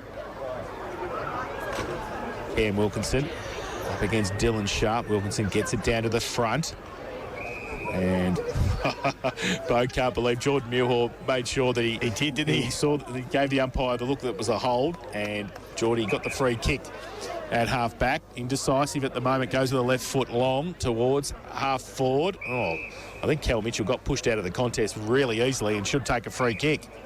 He does, but what's for him forward if he's there in the contest? Yeah. Mitchell just trots off, called to play on now. He just sets it up. Humphrey is his marking target. That's Aussie coming at it, but back with the flight. Walter for Newtown judging at best, taking the mark. He'll send a kick towards the outer side. What's he got out there? He's got a flyer in Hocking, he might have gone forward to the footy. The ball's got out the back. Smith will be first back there for St Joseph's. Steps inside Condy very nicely. Nice little dummy, and then a kick now towards half forward, wanting De Grande. Takes a good mark in front of Lloyd. That's good, strong arms from De Grande. He takes the mark, but he's a long way from home. He goes long with the kick, looking for Humphrey as third in line. Mitchell goes up as well. Humphrey did pretty well to get a hand to it in the end. Pack develops at the fall of the ball. Newtown had it, but Mentha come across 50. McMahon follows it up. Can he pick it up? He threw it up. Now it comes out wide towards Kapala. He can't take it with him. Pressured out of it by Ferguson. Gave it away to Antonak. Kirsch is going to take a mark. It's coming towards the K-Rock commentary box. It spins away from Finn McComb and also a Walter, and it's out of bounds next to the best seats in the house thanks to APCO Cafe 24/7. Yeah, Jack Mentha's just in a bit of trouble. I reckon it was Mitch Diamond who crunched him, and he's corked him right in sort of the right thigh or groin area, and he's not moving well for St John of God. Your emergency specialist now open 24/7. To the ball, comes back towards Bogue from the ruck contest, goes towards the centre of the ground. Smith goes up. Can he take the mark? Yes, he can, says umpire Ganachia, and he will take a point of the centre square at half forward. Diamond done well to get those little legs. Smith short. Laterally, he goes to Al Hickey, who marks true centre wing, broadcast side. He's got Newhall with just a chip kick over the top. Too much on it in the end. And he turned it over to Walter, but Newhall laid a really good tackle and won a free kick for holding the ball. So all's well that ends well for St Joseph's. Newhall, 55 from goal, sets it up to Grande, the target, Hocking the spoil, front of the pack. Ned Harris, the old-fashioned coat hanger from Mentha. And Harris with the resultant free kick inside defensive 50, and he sends a kick wide, and Kapala, first time we've called him, I reckon, as he goes with the one hand, reels it in, sends a kick wide for Dunn, sits on its point and sits up nicely for Angus Humphrey, whose handball on the bounce will get to Mullen, but Mullen had no room to work with. It's out of bounds for a boundary throw-in, just 4 to the wing, slightly favouring Newtown, who lead by 7. Bit of an arm wrestle now after we saw 10 goals in the opening term. We've just had 1 through the opening 10 minutes of the second quarter. It's 6-6-42. Playing 5-5-35. So boundary throw in. Out of side, centre wing, Wilkinson gets it to the back. Antonak Rove nicely. Got around, got the handball inside to Ferguson. Runs through the middle, short kick to Mitchell. One hand to Hamlin Hanger, if you don't mind. Plays on quickly, wants to drive it long towards Humphrey. He's out the back. Good kick. It's a great kick from Mitchell. And he finds Austin Humphrey, sorry. And he's taken the mark in the left forward pocket, southern end of the ground, about 15 from goal. He saw that early, Mitchell. Like, that's, facing up, lowering your eyes, seeing what's ahead of you, and making that decision really quick. He's not going to come around the corner either, I think. He's not. He's going old school. He's going very old school, straight at the goals. Aussie comes in, right foot kick, and he's missed it. Should have gone around the corner. Should have. 2 behinds. His personal tally, 5-6-36 St Joey's. Newtown 6-6-42. APCO Cafe 24/7. K-Rock's second quarter scoreboard. Sorry, mate, they all practice it enough, don't they? I mean, everyone does it now. Matty Lloyd to bring the ball back into play. So which way will he come? He'll come broadcast side. He runs out of the defensive goal square, runs his full measure and sends it long. Looking for Fiore in a one-on-one with Morrison. Going to help out. Bring the ball to ground was Hannessy. Back of the pack, Kelleher. The pressure comes from Dunn. Kelleher kept it alive. No, out of bounds was the decision of the boundary umpire, who was on the spot. And just slightly forward of the wing, favouring Newtown. Will get a boundary throw in. Entertaining game here on K-Rock 955. St Joseph's and Newtown and Chilwell. GFL round 10 action. Ball back into play. Wilkinson winning the tap down. Front of the pack, Foppiani, the roving. That's where he should be. With a name like Foppiani. Knocked away from Harris. Front of the pack, McMahon. He was taken high surely by Mullen and will win a free kick. Make sure the umpire saw it too. Does the Newtown skipper, and he plays on quickly, and the kick is wonderful to the stretching arms of Liam Fiore. He just was able to get some separation from O'Dwyer. Or is it Morrison? It's Morrison. And in doing so, a great kick to advantage from the veteran skipper, and he'll have a shot at goal. And after an opportunity to pull it back to 1 point at one end, could be an 11-point turnaround down the other end, Kirsch. A bit of a coach killer, isn't it? Mullen didn't really need to do that. The ball was just there to be contested and won, and he gave away a silly free kick. So the ball with Fiore. 30 out, right foot kick. Gave the goal umpire a bit of work to do, but in the end, through for his second of the afternoon. And the 7th for Newtown. They go to 7-6-48. They lead to Joey's 5. 6:36 APCO Cafe 24/7 K-Rock. Second quarter scoreboard. It's very relaxed kicking style, isn't it, on Fiore? He just sort of leans back a little and just pops it through. What works for you, though? And that works for him. Maybe a bit of a coach killer there for Paul Carson. He'd be throw the old pen down in the coach's box, I reckon. Oh, yeah. And, Got Aussie at the other end. One end and 15. Yeah, exactly. Got to take all their opportunities to St Joseph's. This second quarter gone 13:45 on the Port Phillip Ferries time clock. Umpire tosses it into the air for Wilkinson and de Grande. Wilkinson, the height advantage, won the tap down, but Newhaw, the roving, throws a handball just out wide. Heard the voice of Mullen. Mullen jams it on the boot. The kick, Reid couldn't complete the mark, but time to recover. Gave it to Ned Harris. Handball on the bounce. Attacked by Mullen. Tried to keep it in front of him. Just got a little shepherd there from Mentha that helped. Then a kick into the pocket for Humphrey down low. Just couldn't complete it. It was a great effort. Diving down low to try and take it on his chest. Just couldn't reel it in. Aussie Humphrey, and we'll get a boundary throw in the right forward pocket. Lost a boot. Of the Autumn Street. Blake Reid. Into the red ground.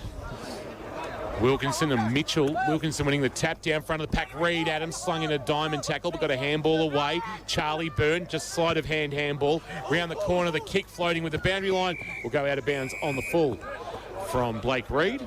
And it'll be Mullen with the resultant free kick right half forward. Man on the mark, stands about 49 from goal.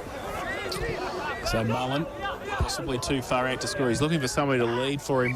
It's busy top of the square, and he's very busy. Oh, good kick. That's a great kick. He just held it long enough for James Gow to run in. Matt McMahon's team and go, why was nobody with James Gow? Yeah. Of all people, pretty lethal combination there. Mullen to Gow, and it was a good kick, and he has taken the mark and will shoot for goal from 30 out, slight angle. Yeah, I looked at him and actually clapped the footy to him. So you want to finish this now, Gowie? He will. Right foot kick comes in. He's pretty happy. Straight through the middle. No problems for James Gow. He's first of the afternoon. And St Joey's get their 6-6-42. Draw the margin back. Newtown 7-6. 48 Apco Cafe 24/7 K-Rock second quarter scoreboard. And no wonder McMahon was disappointed, because that was a very busy forward line then. There was probably 16 players in that forward little area there, and to get an opening only 25-35 metres away from where the kicker was, yeah, that's why McMahon was very disappointing and going off with his teammates about not talking to him about filling that hole. Well done by Gow, nice finish, and the margin back to 6 points. So the arm wrestle continues here at Drew Oval. Newtown, the more fancied and experienced coming in, but these kids of St Joey's giving some real cheek. De Grande and Wilkinson. Wilkinson winning the tap down this time. He's going to head towards Ned Harris, who lost it in a De Grande tackle. Then he was bumped off it, but he kept his head over the footy. Ned Harris can't clear the area. De Grande was good. Handball up to Ferguson, whose kick went about a metre. It's going to ricochet towards Mentha. He couldn't take it. Ned Harris again, plenty of involvement. Gave it to Wilkinson, who under pressure sent a high ball towards right half forward. Smith judged it best for St Joseph's and marked. There's a Newtown player down. It's Ned Harris for St John of God. We'll keep an eye on that. Kick towards half forward. Miles closed down Newhaw quickly to knock it away. The Coombs sees it out, and we'll get a boundary throw in left half forward. St Joseph's in attack. 6 points the margin. Newtown in front against their near neighbour, and the ball's back into play. Wilkinson winning the tap down, front of the pack, dragged off the kick. Ned Harris seems to have recovered okay. Newhaw, handball release back to Callagher. Kicks on his left. High ball near the boundary line. Adams had to sit under it and wait. Wilkinson was able to spoil with the height advantage. Back towards Smith. Smith wrapped up, going nowhere. Bit going on off the footy. McMahon and Gow continuing their own little private war. And we'll get a ball up right next to the boundary line. True centre wing out of side here at Drew Oval. Wilkinson gets it down from the ruck contest. Condi tried to tap it on. And De Grande comes in there late. Diamond got it back to Wilkinson, got it to Condi, left foot kick around the corner towards half back, and Morrison took the mark. Did well for St Joey's just to stem the movement from Newtown there forward. So he'll go with the right foot kick back to whence it came on centre wing. Mitchell put one hand up. McMahon at the back of the pack. Handball. James Gow gave him one to go on with. The dueling nines. Miles goes towards half forward again. Big thump away from Humphrey and Morrison. Close to the boundary line. And Walter runs out of room. And he scored it over there by Al Hickey. And we'll have a boundary throw in right half forward for Newtown. Front of the old Scout Hall where St Joseph's have taken over in the last couple of decades or so and converted. And I believe there's plans for a new facility up here as we get a boundary throw-in. Chance for Adams. De Grande on the up, wonderful handball. The clearing kick from Kelleher to the wing. And Hennessy will try and pick up the loose footy, but well done Kapala. Handball to Walter to Miles. A couple of Barnheads boys combining, but the combination didn't work. Mitchell, Mentha buying some time. Handball back. And a neat little kick from Hennessy, it might have been, to Muhor. He's good. I like the look of Muhor early. Yeah, he's sharp. And he goes short to Adams. He certainly doesn't look out of place, does he, at the level? And he's a good size too, as all the Muhors are all well put together. And the kick finds Ferguson, who marks at left half forward. Well, his younger brother plays in the 18s, and he's about 6'3" and moves very well. Xavier, yep. On the Falcons list? He is indeed. So Ferguson, left foot kick inside 50. Humphrey goes up with a jump off the side of the pack, kick around Hennessy, the corner. Go from Hennessy. Lammy's Tavern, goal of the day contender from Ollie Hennessy, his second of the afternoon. And, well, not front and centre, it was side and centre. It was side and centre. It was a great kick. We are seeing an absolute treat of smaller brigades kicking goals today. That is a fantastic placement and good spot. Good spot. Ties it up to St Joey's 7-6-48. Newtown Chilwell 7-6-48. Apco Cafe 24/7 K-Rock's second quarter scoreboard. Yeah, I'll tell you what, there's going to be appetising in the going into the second half, although it's only 19 minutes gone. We've got another 20 minutes left of this quarter. But the Gal v McMahon, this is going to spice up. Don't worry about that. This is something to watch for the rest of the day. And you can't tell me, as we're back in the middle, and we might have a free kick from that. It's another one. And it's Sutterby, and De Grande's been pinged maybe for too high or a push in the back. And it's with Blake Sutterby.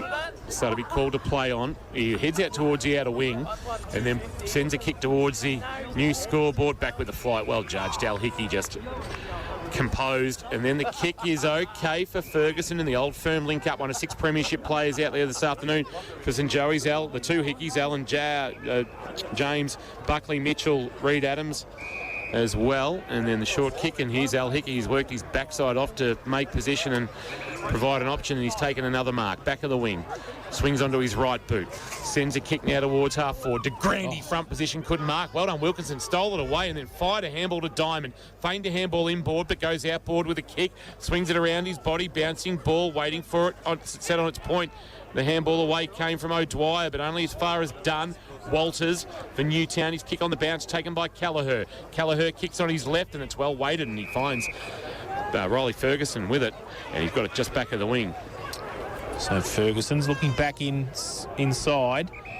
He elects, though, to go down the line towards half forward. Mitchell's there, punched away from behind by Maddock, and shows why he's in the defensive 6 for Matt Kershaw's team of the year so far. Well, he's slowly working his way back into it. I just dropped him before after that turnover. I'll tell you what, you're pretty quick with the hot potato. Drop him out. Gee whiz, no faith in them. Oh, well. Ball back in, Wilkinson.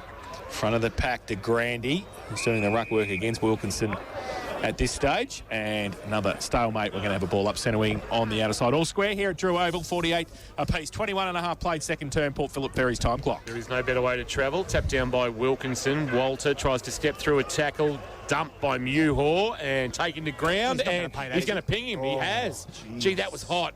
He took possession. He was wrapped up instantaneously by Jordan Muhor, and Muhor's going to give a handball off. And the kick's going to come inside forward 50 into the left forward pocket, looking for a marking option in Owen, and it was out of bounds on the full, so it wasn't a great option. And out of bounds on the full it went. The kick might have been Kelleher. Yeah, it was. Poor skill execution. Yeah, not ideal. And it's Lloyd with it in the right back pocket for the Towners. They've manned up pretty well here, St Joseph's, because they've actually got no outlet.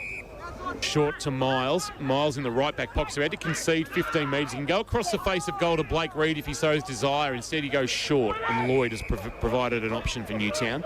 He's still 20 from his defensive goal, with the scores tied at 48 apiece. 22.5 minutes gone, second quarter. He goes short to Maddock. Hennessy provided a contest, but Maddock's bigger body just got in the way. He was able to mark on the chest. Joey's have done really well down to shut the exit options out of defence. So Maddock just has to send it towards the wing. Hope for Foppiani, but that's a good, strong mark. Is that Hickey again? It is. Gee, stood tall, the skipper, and his kick is great for Adams. Now gives it off towards Mullen. The floater to Humphrey. It wasn't the greatest off the boot, rather, from Antonak, I should say. And Elston Humphrey has clutched something that was doing all sorts of work through the air. And this is a chance for St Joey's to take back the lead for the first time since the 20-minute mark of the opening term. Well, that's the recipe, Kingy, that St Joseph's need to replicate when they exit their back half. They were paired off all up the ground. They had nothing to kick to, and that's what they want to do. Make them force them down, long down the line, and that's what turned it over. Son of Joey's great Chris. He's man on the mark, 25 from goal, and he has kicked it. It is Luke Maddock on the mark. He's adamant that is missed. He's got his head in his hands, inquiring as to why. Even Taya Miles.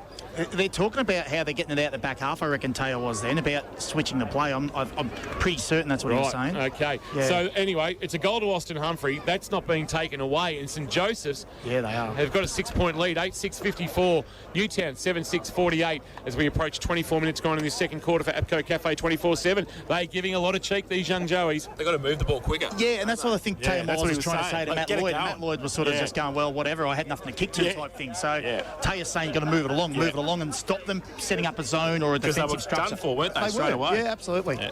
Back to the middle, and Sharp gets it down. He's got an extra half step in his ruck contest, and now it's a free kick coming back to, I think, to Reed Adams. So St Joey's will going to drive it forward again. He's got leads coming. He goes short and wide, and he's going to hold the play up. And Owen. Yeah, it's Owen with the ball. This time drives it inside 50. Good mark in front. Good, great hands, Hennessy. And he has stood up in the last few minutes. Ollie Hennessy kicked one off the side of the pack 3 or 4 minutes ago, and he's going to have a set shot from 50 out. Slide angle. If Charlie Byrne had his time back, he was spoiling that one. 100% he was. I think I said earlier on, he kicked a goal ground level, but he's actually very strong aerially, and we just saw that then, that he actually has got really good vertical jump and some good hands. So Hennessy comes in, 50 out, gives it everything he's got, goes to the teeth. A goal, that's goal. That's straight through. That was no problems. And that is his third. Second in a couple of minutes for Ollie Hennessy, and has taken the lead out to 12 points. 9-6-60 St Joey's. They lead Newtown and Chilwell 7-6-48. APCO Cafe 24/7. K-Rock's second quarter scoreboard. I mentioned it, Jace, at quarter time about, they can't play like they just got to stay in the game. They've got to keep playing to their structure, their systems and their game plan, and they're doing that. And confidence is everything, because they're playing with some confidence now, and they actually look like they're playing with a bit of freedom as well. He said that, Carso said that, didn't he, early 100%. in our pre-match interview about getting some confidence and being able to run the ball. Yeah, we'll have a look at who's sort of, it's the kids that are sort of, Hennessy, they're starting to really get involved in this game of football. So the ball back in the middle and trying to get it out. McMahon at the back of the pack for Newtown. He gets it towards Bogue, who leaves it behind. Lloyd ripped off the football. They're fighting hard for St Joey's. Ferguson has had a good second term as well. Ball spills free to Condi. Gets a clearing kick inside 50. James Hickey running back. He couldn't take it. Handball came up. Morrison. Fiore had it, lost it. Morrison, he finally got the handball in. He was mucking around with it. Now Al Hickey handball. Under pressure, fighting hard for it. Gow wants to get a clearing kick only as far as his opposite number 9. McMahon off a step inside toward. Good mark. Strong mark. It's that Bond. It is, yep. And he has taken a great mark right next to the behind post. And he had Joel O'Dwyer for company all the way up the chimney there, taking that mark. And we saw at this end of the ground, his left foot shot was replica. Was not great. So what's he going to do? He's in the right forward pocket at the northern end of the ground. Again, only 15 out. He's going to do the left foot kick this time, and he has missed again. Yep. Same outcome for Lockie Bond, so 2 behinds for him. 7-7-49, the Towners. St Joey's 9-6-60. APCO Cafe 24/7. K-Rock's second quarter scoreboard. Jace, I mentioned before about how the kids are stepping up as well for St Joseph's, but I think the person or the player that's turned is Al Hickey in that back half. He's really stood up and been the general back there. Buckley will take off into the left back pocket and look to drive the ball towards the outer wing, looking out there for Owen, who flies but can't mark against the smaller Harris, and it's off hands and out of bounds for a boundary throw-in. Owen wondering where his mark's coming from. Didn't hang it. I don't reckon he held it long enough. And it's gone out of bounds. We've got a boundary throw-in at right half forward for the Towners. 27 3/4 minutes gone. St Joseph's with an 11-point lead as we approach half-time. Boundary thrown is a shallow one too, but Wilkinson did well to win the tap down to McMahon under pressure from Antonaki's handball was just hitting Hope, and has been paid. Well, he wasn't trying to keep it in. I think he knew he was running out of room. He would have been better off actually to probably just go out with it. And he's been pinged for insufficient intent, and the free kick will go to Ferguson, at left half back. So everything just rolling St Joseph's way at the moment. And the free kick with Ferguson. Right. He does kick on his right. He sets it up. Hennessy front position. There he is. That aerial work again, as Matt Kershaw alluded to earlier. He's taking the mark on centre wing out of side. He wants to try and move it quickly, but he's been held up. Newtown defensively set up pretty well. He goes long towards half forward, and there's Maddock, who just pushes Cal Mitchell past the football and takes the mark. Goes back towards centre wing, and Sharp goes up this time. The big fella takes the mark as the siren sounds. A lot short of second quarter for us here. 28, nearly 29 minutes, and it is half-time. St Joey's 9-6-60. They lead Newtown Chilwell 7-7-49.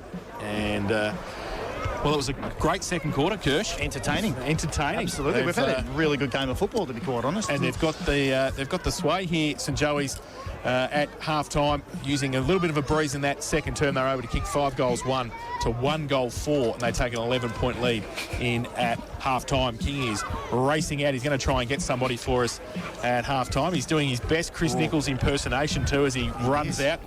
We'll see who he can get to before they get off the ground. He is hamstrings are under all sorts of duress. He's doing his best to get out there, and let's see who he's trying to get. He's going to get Taya Miles, I think, and he's out there now. So we'll go down to Kingy. Taya, you were very much, the ball movement's been stagnant coming out of your back half. You were talking to your back six about that before, after that late goal. Yeah, I mean, Joy's pressure's really good at the moment. The first half, their pressure was really high, and we couldn't use the ball as well as we wanted to. So I think coming out in the second half, we're going to try and switch the ball more and use the big length of the ground and the width of the ground. So, yeah, it'll be a big focus for us next half. Yeah, they're really taking it up to around the contest, though, aren't they? Really tough over the footy. Yeah, super. They're really tough, and we knew they were going to do that. We knew it was going to be a bit of a fight early on, and I'm sure the game will open up, and hopefully we can get back on top. Good luck. Thanks. Thanks to Taya Miles down there with Kingy at halftime. Thanks to Garmy Chicken and Beer. Treat yourself to some halftime Garmy Chicken and Beer Warren Ponds. We'll take a break when we come back around the grounds. Thanks to Leopold's boys. We'll have a look. North Melbourne playing GWS at Marvel. We'll get a score. They've just started there. We'll do some injury updates. Thanks to St John and God, your emergency specialist, now open 24/7. And we'll have a look at the first half that sees St Joey's 9-6-60. They lead Newtown Chilwell 7-7-49. As we said, halftime for Garmy Chicken and Beer. And today's game, fueled as always by Apco Cafe 24/7. We've got you. Live, breathe. K-Rock football. Tom, Lingy and Loggy on K-Rock 955. I was left yesterday to catch up with Dean Lewis, who just dialed in from the States. You two are both so nice. I can imagine at the end, you hang up. No, you hang up. You hang up. I'll play the audio. He's like, no, thank you. And I was like, no, man, thank you. I knew it. I knew it. It was. The two most beautiful guys just hanging out. Tom, Lingy and Loggy. 6 a.m. weekdays. K-Rock 955. Join a Swim Sport and Leisure Centre now for a $50 active feet voucher. At Metricon, we build amazing homes. And we're a local builder with local offices and local displays, all run by local people. And as Metricon is Australia's #1 home builder, our trades and buying power mean we can get you into your new Metricon home with confidence. We're regional Victoria's local builder. So talk to us and love where you live. Metricon. CDBU 52967. Hitting G-Town after the game? You know where you're going to end up, don't you? Lammy's. So why not start the night strong? There's nothing that's more iconically Geelong than our very own Lammy's sesh. Get your weekly dose of great tunes all night long. Give yourself something to talk about Monday. And remember, never, ever lamb alone. Lammy's Tavern, open from 9 p.m. every Friday to Sunday, with free entry before 10 p.m. Lammy's, you know where to go. Now at Harvey Norman, save $395 on the HP Pavilion X360 laptop. Hot price $798, plus bonus $100 gift card.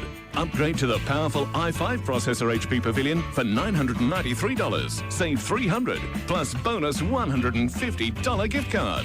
Or get the Oppo A54 5G 64 gig for just $278. Save $70. More deals on now at Harvey Norman. Easy parking at two great locations, Corio and Warn Ponds. Thanks to our #1 ticket holder, APCO. Fueled by APCO Cafe 24/7. 50. Humphrey goes up with a jump off the side of the pack. Kick around the corner. Go from Hennessy. Lammy's Tavern, goal of the day contender from Ollie Hennessy, second of the afternoon. Half-time thanks to Gummy Chicken and Beer. Treat yourself to some half-time Gummy Chicken and Beer. Warn Ponds, and we will be treating ourselves AFL style next weekend. Looking forward to that, but we will have another little GFL order before the season is out. Jazz and the team will look after us there, and I don't know what it was. I had the Geelong Port Adelaide or Geelong Adelaide game. Oh, you were sweating, weren't you? Oh, was there a little bit of spice on that, wasn't there? A little bit kick. Hey, Neildy was a little bit of very nice, and we have bit of kick for a bit of catering coming in here from St Joseph's too. Wow. What's going on? Sandwiches and the cakes. Spoiled. Anyway, magnificent. Pothole, you're commentating in the second half. Yeah, Lara looked after us with a nice platter yesterday. Oh, how are we going? Carol Stone and Justine Beekmans, and now we've got the lovely treats from the St Joseph's crowd. Thank you very much for that. Absolutely. Much appreciated. We were going to go around the grounds, and Giants have jumped North Melbourne for Leopold Sporties, your complete family venue, Jace. Yes, 2 straight 12 the Giants. North Melbourne 1 behind at Marvel Stadium. So, quick start by the Giants. Just seen a former North Shore legend, yes, and who'd be very happy that St Mary's got beaten because his championship team of '98, Darren Ryan, will remain that. Have a look at the other reptile out there with the Swannies. Forbesy, Luke Forbes, His Royal Highness. Have a look at him. And Sam O'Dwyer standing next to him, former Newtown star. Cast of thousands. So, good to see a lot of people tuning out to local footy. Well, the on a Sunday. The O'Dwyers, well, it is a public holiday tomorrow. Ah, yeah. Couple of cans at the footy. Drink responsibly. The O'Dwyers, of course, they are Newtown and Chilwell. Oh, that's true. This is true. He's a good footballer, Sam. Just ask him. No, just ask him. All right. We've been around the ground for Leopold Sporties. Now, injury-wise, don't think there's any real concerns for either team. Jack Menther. Yeah, Jack Menther's just with that corky. I think he'd prefer the corky to the other option because it was very close to somewhere where you don't want to cop one. Who was it yesterday from Lara that... number 25. It was Tom Reynolds. Tom Reynolds, yes. Count him. Yes, Tom Reynolds is still at home now on the couch. Put ice on him. Oh, I don't know. As I said, you can't rub it out, the corky. Normally you rub a corky out, but it's a bit difficult. Stop it. Oh, my God, it's Sunday. Right. You're an idiot. Head-to-head for Geelong Insurance Brokers. Good work. More than 39 years in the insurance industry, many. Things are going slowly down here in the K-Rock box. Insurance brokers work with their clients to ensure they have the right cover, not just the cheapest premium. We've been looking at Bond versus O'Dwyer, Newtown versus St Joseph's. Kirsch, we get Chase to compose himself. There we go. Well, Bond's only had the 2 marks, but 2 strong marks, might I add. Had 2 opportunities to kick goals. He's kicked 2 points, and he's only had the 1 handball, whereas O'Dwyer has had 6 golden fists defensively down there. Mind you, 1 did result in a goal, front and centre to Condi, but he's got 6 goals. He's actually defending really well, O'Dwyer. At this stage, I'm going to call it a draw because Bond hasn't hit the scoreboard, and that's what he's paid to do. And O'Dwyer's probably retarded him in a few other little areas where he's had opportunities to mark. So I'm saying it's going to be even keel at the moment with probably O'Dwyer with his nose in front because you'd expect Bond to be influential or have an influence or a say in this game. Mitch Day was similar yesterday where he was not, he had a few chances obviously early and then he obviously had a big impact in the game. So I'm anticipating Bond will pop up at some stage. You don't have to have a good game, but you can have some good moments in a game, Jason. I anticipate that Bond will bounce back and have some good moments. Have a look at that reptile. Have a look at him. Xavier Muir. Talking about blokes who are having great, real impact on the game. Xavier Muir was trying to... Jamil did. Hey, no, we're on air. It's okay. Xavier Muir was Just trying do what to you hold like. a conversation with us. It's all right. Sorry.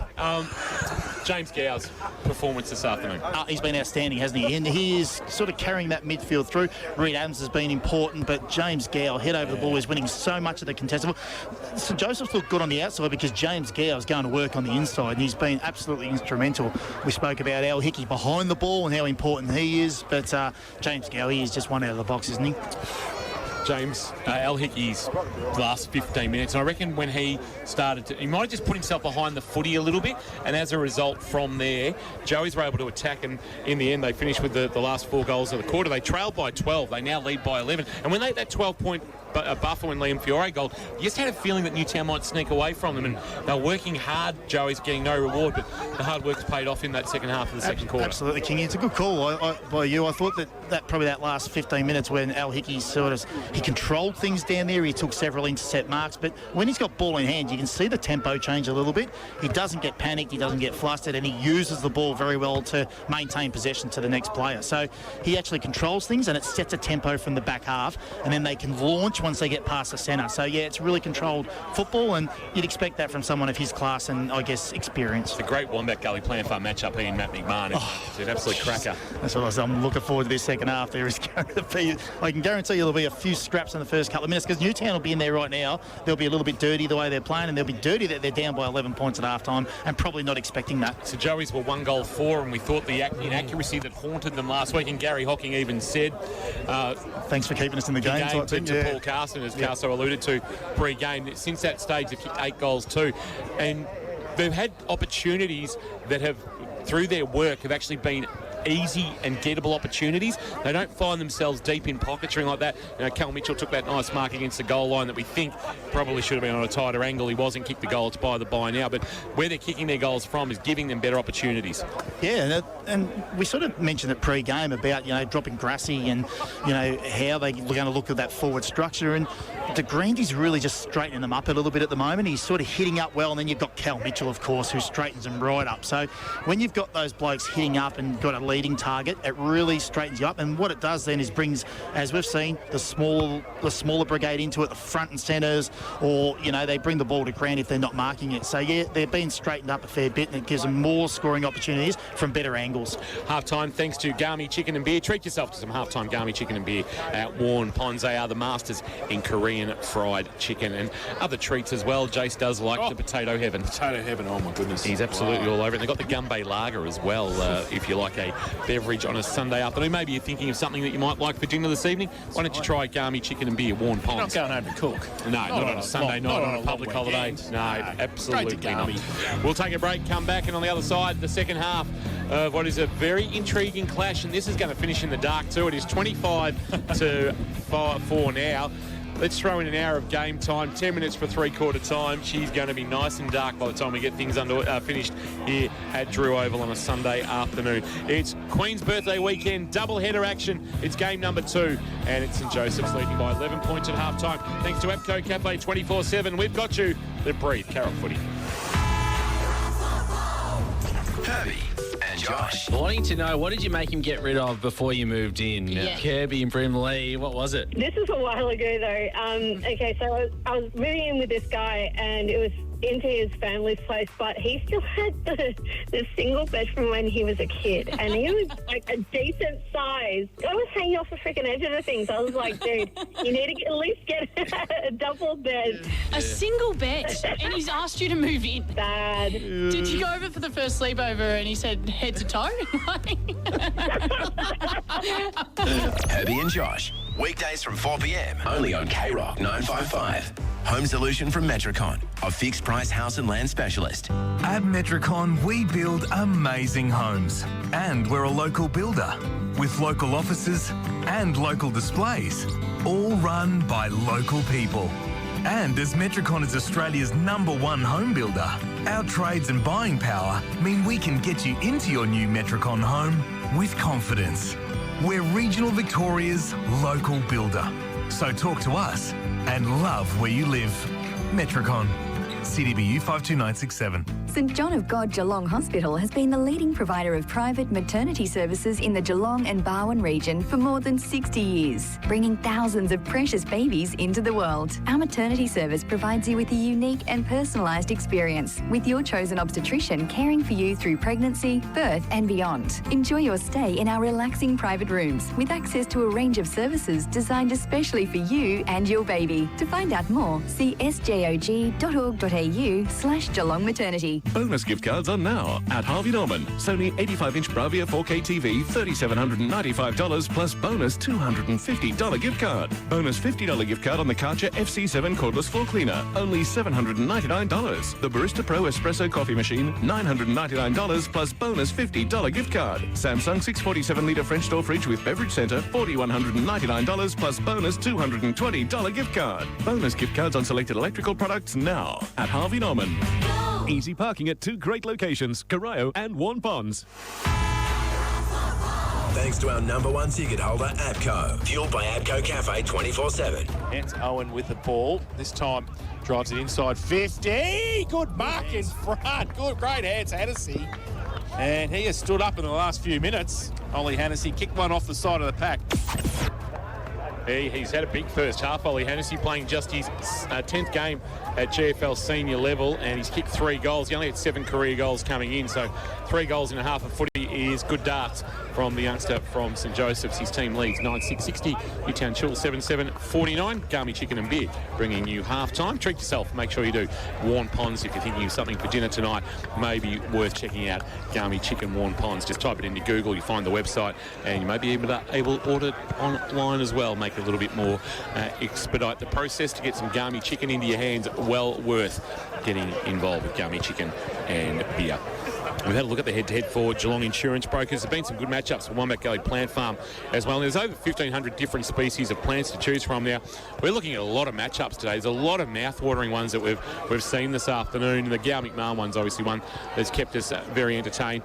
But liking the Harry Smith Mick Condy one as well. Condy on top early, kicked a couple of nice goals, had an opportunity, one that we thought he might have gone close to kicking in the second. But Harry Smith got his hand on the footy and created a bit of offence out of a defence for the Joey's boys. He has, and he's responded pretty well. He could have easily sort of gone into his shell too and a little bit like gun shy and wonder where Condy is, but he's actually provided them some and taken some intercept marks as well. 11-point lead, players moving back into position. Kirsch, sorry. Yeah, you're right. Morrison and Fiore's obviously the other one down there too, because Fiore's kicked a couple and Morrison's now got to sort of tighten up on him a little bit, with Bond being that sort of held down by O'Dwyer. So good crowd here this afternoon. The netball and the footy on Walker Oval is finished for the day, but gee, there's plenty of people still ringing Drew Oval. Plenty of interest in this one. Good Newtown contingent have turned up. They're up and about the town as supporters at the moment, knowing that the team are going to be a really good crack. What have you picked up, Chase? Chucked Hocking forward, Kingy. Right. So they've gone to try and get that extra marking option down there with Bond down there. Bond not down there. Yes. So they're trying to maybe shake that up a little bit and maybe not so Bond focused deep and see if they can provide another marking option. Well, down Bond's there. Gone back. He's gone to Mitchell. Interesting. So they're trying to straighten them up a little bit, I guess, with Hocking coming at the ball. Third quarter about to get underway thanks to Metricon. Of course, their new contemporary double story display now open at Jen Finesford Display, featuring the best in modern coastal living. It's open every day, 11 till 5. DeGrandy's going to start in the ruck here. Yep. For St Joseph's, and I actually think he might have just provided them with a little bit more than Sharp in terms of getting his hands on the footy and making things happen. He did, and he spread a little bit from the contest too, so he's a bit more mobile. Here's Jason Doherty, third quarter underway. So DeGrandy and Wilkinson to start the third term. Wilco with a big thump down. It's done nicely to Sutterby, who goes long with the kick towards full forward. No Mark Bogue off the hands, and they can run free through Morrison. Oh, great smutter. Condi did nicely right in front of the ball. He gives it back to Diamond. Handball on the outside to Sutterby, who followed it up. Right foot kick. He's kicked the goal. And that took 15 seconds for Blake Sutterby to follow it up from the middle and kick a goal for Newtown. And they go to 8-7-55. They trail St Joey's 9-660 Metricon K-Rock third quarter scoreboard. Not the ideal start for the St Joseph's team, but for the Newtown team, perfect. Just took a little bit too long to balance up and clear the ball out of his back half there, Oscar Morrison. So just probably doesn't have that much time that maybe there's no talk around him, but just got to get the ball out of your area. Wonderful smother created that goal. Condi doing some wonderful work. It's not just the goals that he kicks, but it's the forward pressure that he brings. The veteran smarts. Umpire to toss it back up in the middle. You think Wilkinson's going to get his hands on this footy more often than not, and he has again this time. Oh, Grandy head over the footy, caught one high. Umpire said play on. Gow trying to barge his way through, couldn't. Dragged down was Reed as he tried to get a kick away. Went about a metre. Whistle goes, and there's a bit going on in the back play.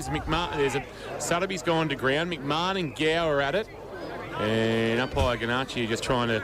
And Wilkinson and Antonak getting to know each other. Gow pointing the finger, 50. And now 50-metre penalty against Gow. He pointed the finger at McMahon about something, but umpire Ganacci obviously didn't like what was said or otherwise. The ball was thrown to Maddock because they thought Maddock had the free kick. He was standing next to McMahon. Ah, right. That's what's happened.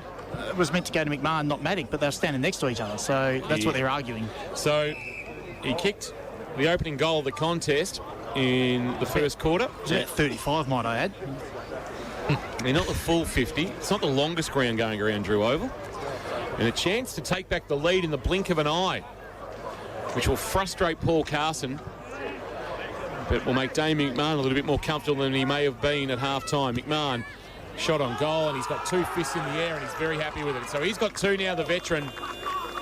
And there's, oh, wow. A little bit of life. You can't not tell me that Matt McMahon doesn't get up and about to play St Joseph's. He was very straight back to James Gow too. Look at him. They're into it. He's there. This private war is going to continue, and now it's starting to boil over a little bit. Sotheby, Wilkinson, Antonak all into each other in the middle of the ground. Umpire's going to toss this up, and Cam Wilkinson might not get to the contest. He now... Antonak v Wilkinson. Sanity prevails, and we're underway again, and the margin is 1 to the good of Newtown. So Gow gets a chicken wing tackle as well. McMahon, straight away. McMahon straight over the top. And the umpire in straight away. Legs and arms everywhere. Wilkinson and DeGrandy stand next to each other. Wilkinson gets it down with the right palm. Falls into the arms of Adams. Tried to kick it along the ground in the end. Ball spills free. Back towards Sotheby, who's wrapped up by 3 St Joey's players, not going anywhere. And will be another ball up. Do you reckon Lammies could provide us with a voucher for McMahon and Gow to continue it on tonight? No, just sit down over a couple of quiet ones. And well, here's a bottle of vodka, boys. Talk it out. Discuss the differences. 3 before 10. Condi. Oh, he gets a push in the back. Umpire said play on. Now Reed's there as well. The umpire come in. And Tom King's going to get the ball out of the centre right now. 9-6-60. Or the umpire's going to pay a free kick. Or the umpire's going to pay a free kick. Newtown 9-7-61. Point the difference. Into the air, the umpire tosses at Wilkinson front position. That should be too high against DeGrand. He was over the shoulder of Wilkinson. There's the free kick I alluded to. Yep. It was a pretty simple one to pay too. So big Wilkinson with the footy. Playing game number 18, drives it long. It just floats in the air. Bogue best position. Spoil from behind James Hickey. Front of the pack was Walters. Quick clearing kick came out of the pack. Oh, Buckley's into it with Fiore. They're into it each other. You keep an eye on that, Jace. Footy in the hands of Ned Harris. Kicks to the pocket. Well done, Callagher. Got across in front of the advancing Hocking and spoiled it away. That'll be too high. As Buckley and Fiore continue their own private war again. They don't like each other. And the free kick is in the hands of Antonak. He's ready. Oh, he's run too far, has he? No. He had a cheeky bounce, and he had a second cheeky bounce at centre half back. Make that 3 bounces, and he's away. He's got the speed wobbles as he kicks it towards half forward. Punched away Lloyd. Big thump away to the boundary line. Out of bounds. Right half forward. And it's all happening here at Drew Oval. Waiting for the whistle. He knew the GPS. He was going a bit all over the shop then. He finally got it forward. He it's did. Right half forward. Boundary throw in. Wilkinson in front, gets it down. Sotheby. Oh, Antonak, he ran into that tackle. He dropped it, did he? The umpire said. Yeah, it's going to be a free kick to Antonak. So right half forward, St Joseph's with the free kick. He's got it back again. He started here. He did. Follows it up and goes long with the kick, deep into the goal square. Sharps down there, can't take the back. Mullen front and centre, turns around, kicks the goal. Front and centre. Front and centre again. Jack Mullen has kicked his first of the afternoon. And the lead back to St Joey's, 10-6-66. They lead Newtown and Chilwell, who are 9-7-61. Metricon K-Rock, third quarter scoreboard. Well, take your hat off to Louis Antonak for taking the game on. He's had 3 bounces. He started in the defensive 50 from a free kick, 35 out from their goal, and he's ended up putting the ball deep into the mouth of the goals for front and centre. So great work, Louis Antonak. 10th lead change of the afternoon. Jeez. And if we're going to get this for the rest of the afternoon, well, strap yourselves in wherever you're listening through KROC 955, krock.com.au and the AFL Barwon Facebook live stream. Back in the middle, winning the tap. Sharp's gone back into the ruck. The roving though by Ned Harris for Newtown. He sends a left foot kick into the left forward pocket. It's going to bounce in front of Bogue and also James Hickey. James Hickey took it cleanly, had it knocked from his grasp. Ferguson a handball up. Here's O'Dwyer clearing for St Joseph's towards the outer wing. The ball will sit for Mullen to soccer off the ground. Brought another 15 metres for his team. But well done. And clearing from Bond, playing a defensive role. The kick not great though. Sharp had a fit of the fumbles in opportune time, but then went back and got it. Handball missed its target. Was intended for Ferguson. He just goes with a little soccer along the ground to his own advantage. Tried to get a handball up to Gow. It's now out of bounds as we run out of room and we get a boundary throwing left half forward for Newtown. Joey's by 5 as we approach 7 minutes gone in this third quarter of K-Rock football. Thanks to Metricon. At Metricon, you can build with confidence. So Sharp and Wilkinson. Wilkinson in front. Gets it down. Sutterby. Little toe poke. Gow. Diamond runs onto it. Gives it away to Kapala. Free kick found. Might be for a hold, is it? For too long. After the tackle, Diamond will take the free kick just inside the centre square at half forward. Plays on quickly. Drives it inside 50 with the kick. Good kick too, and Hocking comes out. And as Kirsch was saying at half-time, the lead up, there was a lot of space in front of him there. Not much Morrison could do, and Braden Hocking is going to have a set shot for goal. 25 outside angle. Yeah, and look, the move seems to have worked early because he's leading up at the ball carrier and Bond wasn't doing that. He's trying to get those ones at the back. So this to reclaim the lead again for Newtown. He comes in southern end of the ground, right foot kick, and has got it through. Made the goal umpire work a little bit there, but his first of the afternoon. And the 10th for Newtown, 10-7-67. They lead St Joey's 10-6-66. Metricon K-Rock, third quarter scoreboard. There's been a few scores from free kicks today, and that was another one there that stemmed from a free kick in the centre square, but quick movement. And as we said, Hocking leading them up, straightens them up a little bit, and it gives them an opportunity to kick within that zone, the easy goal kicking zone. 11 lead changes now this afternoon, and I suspect that won't be the end of them.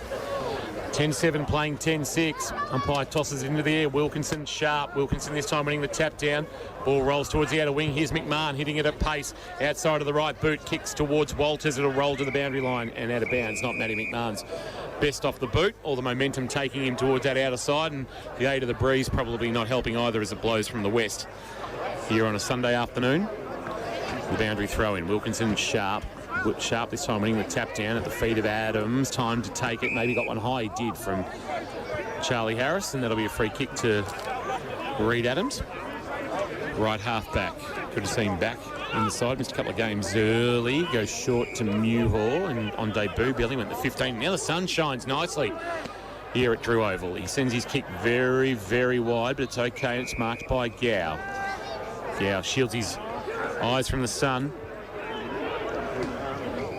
Now given the hurry up by the umpire, he just chips a kick over the top, and it's a lazy kick too because it doesn't get to its intended target in Mullen. It's off his shins and out of bounds for a boundary throw-in.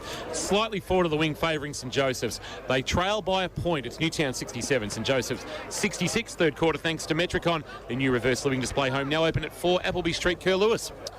So in front, Sharp. Wilkinson worked his way to the front in the end. Ball spills free. Ned Harris on the ground. He couldn't pick it up though. Sutterby leaves it for Kapala. Handball over the top to Ned Harris. Close to the boundary line as he kept the footing in. Buckley comes the other way. He's ripped off the football. Gives it back to Mewhall. Chain of hands. A little bit of candy from Harry Smith. Gets it up long, but Kapala chops it off. Takes the mark at half-back. Wants to switch the play back inboard. Mung kick though. Turned it over. Mewhall has got it. He wants to switch the play with that long left foot. Goes to the opposite side centre wing. Tough kick. Who's going to be there first? It looks like it's Newtown. They get through Dunn. Picks it up and goes long. Looking for Fiore over the back. Got the sit and to take the mark and does so. Did it pretty easily too, and then lowered the eyes to the leading Bogue. with a well-weighted kick onto his chest. Bogue beckoning somebody to come towards him, puts it into the pocket for Hocking. Too much on it. Good spoil from behind O'Dwyer. Humphrey comes to help him out. That's Angus, and he just knocks it out of bounds, and we'll get a boundary throw in the right forward pocket. There was no real intent to keep it in, but I couldn't see umpire Ganachia not paying that. Hocking maybe just a word to say, did I get an arm chop? Umpire Ganachia says, I didn't see anything wrong with the spoiling attempt, and we'll get a boundary throw in. Autumn Street into the ground. Boundary throw in, tap down Wilkinson, ball to the arms of Fiore, got a handball release. There's Walters outside of the right boot that goes across the face of goal. O'Dwyer can't keep it alive for St Joseph's.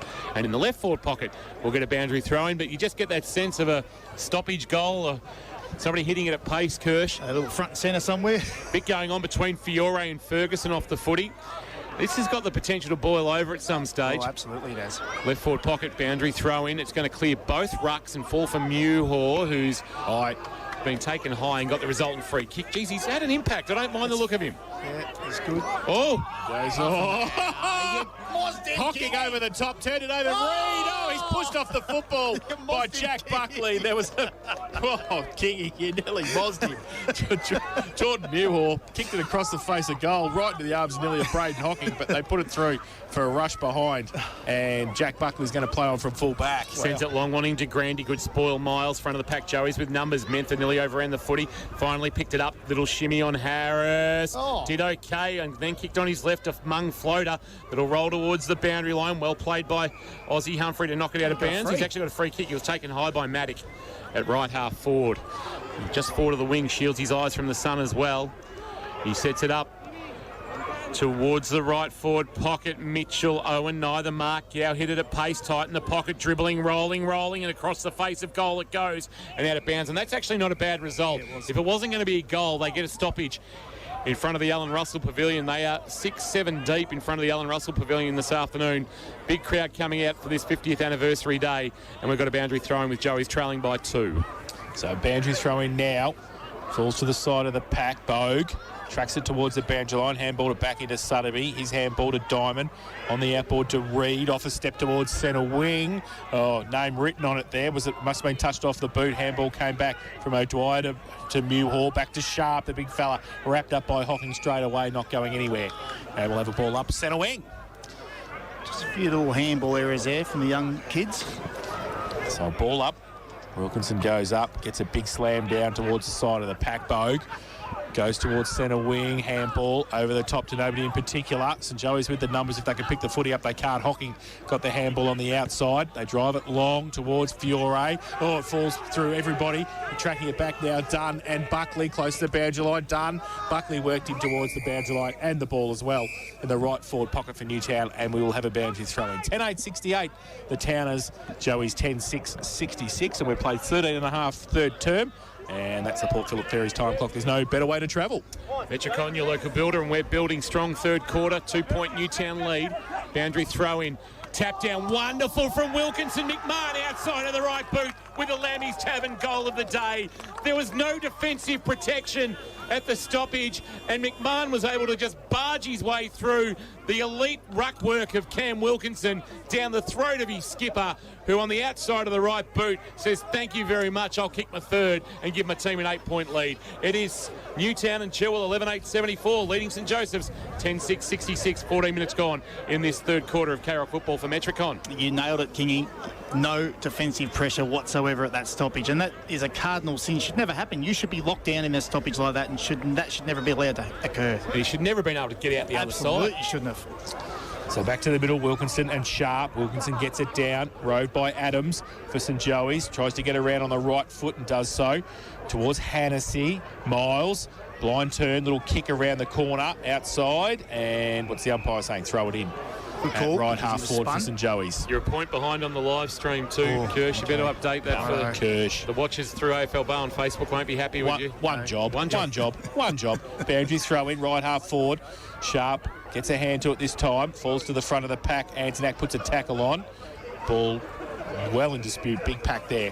And we'll have a ball up. Still about 50 out from the St Joey's goal. Right forward pocket below the scoreboard that shows an 8-point lead for Metricon. Big fish by Wilkinson. That went 25, 30 metres back towards the boundary line at left half back. But first there was McComb, who under pressure lost the footy all a little bit too easily. Quick kick inboard was poor. And it might have been Sutterby, and he hit Ali Hickey, his former Ammo's club mate, lace out. Now here's Gow coming the other way, driving ball into the pocket. It's a 2-on-1, asking a lot there of Mitchell to fly and mark, and it's off hands and out of bounds in the left forward pocket for a boundary throw. It wasn't a great kick from Gow coming in. He probably should have kept running and had a shot, to be honest. He had Mullen to his left as well, streaming down the wing. So boundary throw in left forward pocket. Joey's in attack, cemetery end, tap down Wilkinson. Through hands goes the footy, and diving on it is Bogue. He reeled it in. He's got to be careful when you do that.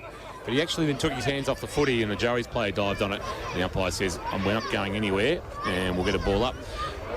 16 minutes gone, third quarter. Port Phillip Ferry's time clock. Newtown 74, St Joseph 66. Wilkinson gets it down. Antonak wrapped up straight away, not going anywhere. The umpire will come in and ball it up right in the left forward pocket next to the behind post, northern end of the ground. So big pack around this play as well as...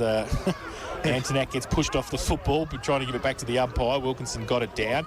Kick from mid-air. Turn around, Gow! James Gow has kicked it from nearly mid-air. They're calling for touch, but the goal umpire's having none of that. James Gow has put his second on the board this afternoon. Freakish goal from the left forward pocket. Lammy's Tavern goal of the day contender from the midfielder. And again, St Joey's close the gap with Newtown after that. Amazing goal. 11-6-72 St Joey's. Newtown 11-8-74 Metricon third quarter scoreboard. The dueling nines. Matt McMahon did it at one end. James Gow says, I'm not going to let you just get away with that, my friend. Return serve. So right now McMahon's got one more goal and Newtown lead. Whoever kicks the most goals out of the two nines, maybe that might determine the result this afternoon. Absolutely. Third quarter, an absolute cracker. Thanks to Metricon, you can build with confidence. We're back in the middle. Wilkinson climbing high against Sharp. Adams, the roving, was able to jam it onto his boot and sends St Joseph's into attack. Owen couldn't mark. Fisted away by Reed. For Newtown, it's going to roll into the path of Newhaw. Handball out the side. Door to Owen. Owen just settles himself to kick. Flying but not marking. Bogue over the top of Hennessy. Cleaned up Ned Harris. Wilkinson. Trouble for Walter. Antonak with a wonderful tackle. Wins a free kick for holding the ball. And a chance for another lead change. And now we've got a bit of push and shove. And Antonak would be just best advised to get back. He tried to play for a 50 or a field there, did he? Yeah. And have a shot and try and give his team back the lead. I think the Lokies are on later. Louis Antonak picked up a Matheson medal vote when they met back in round 3 last year. It was St Joseph's win. You remember back that far, there was a young Noah Gribble playing for Newtown and Chilwell that afternoon. And now he's starring for Geelong West, of course, back at his home club and his family club. But right now, the game is on the boot of Louis Antonak. This for a 4-point St Joseph's lead as we approach time on in the third quarter. Antonak starts it right. It hangs to the right. It stays right, but it just sneaks into the right-hand goalpost. He likes it too. And now the push and shoves on. They're into McMahon. Sharp wants a piece of him. So Sharp in game number 10 of his career against Matty McMahon in game 230, just disrespecting the 3-time. Just 220 shy. Matty McMahon was saying, come back and have a chat to me when you've done what I've done. Although Matty McMahon's still got one thing in the cabinet that he needs, and that's exactly right. He wants a premiership medal desperately. But Joey's are back in front. Antonak with his first of the afternoon on the Metricon K-Rock football scoreboard. What's that lead swing, Kingy? St Joseph's. It's now the 12th of the afternoon. And Sharp gets it down too, and Roves Newhaw in there has had a big third term, but there's Sharp who gets the right foot kick towards the scoreboard in the right forward pocket. Coming out, handball over the top to Grandy, got it away towards Ferguson, slung the handball out under pressure. Oh, they're coming at it, the St Joey's forwards, but Newtown get it away. Al Hickey goes up. Again. Oh, good mark. Takes it at right half forward for St Joey's. Hickey, he too shields his eyes from the sun.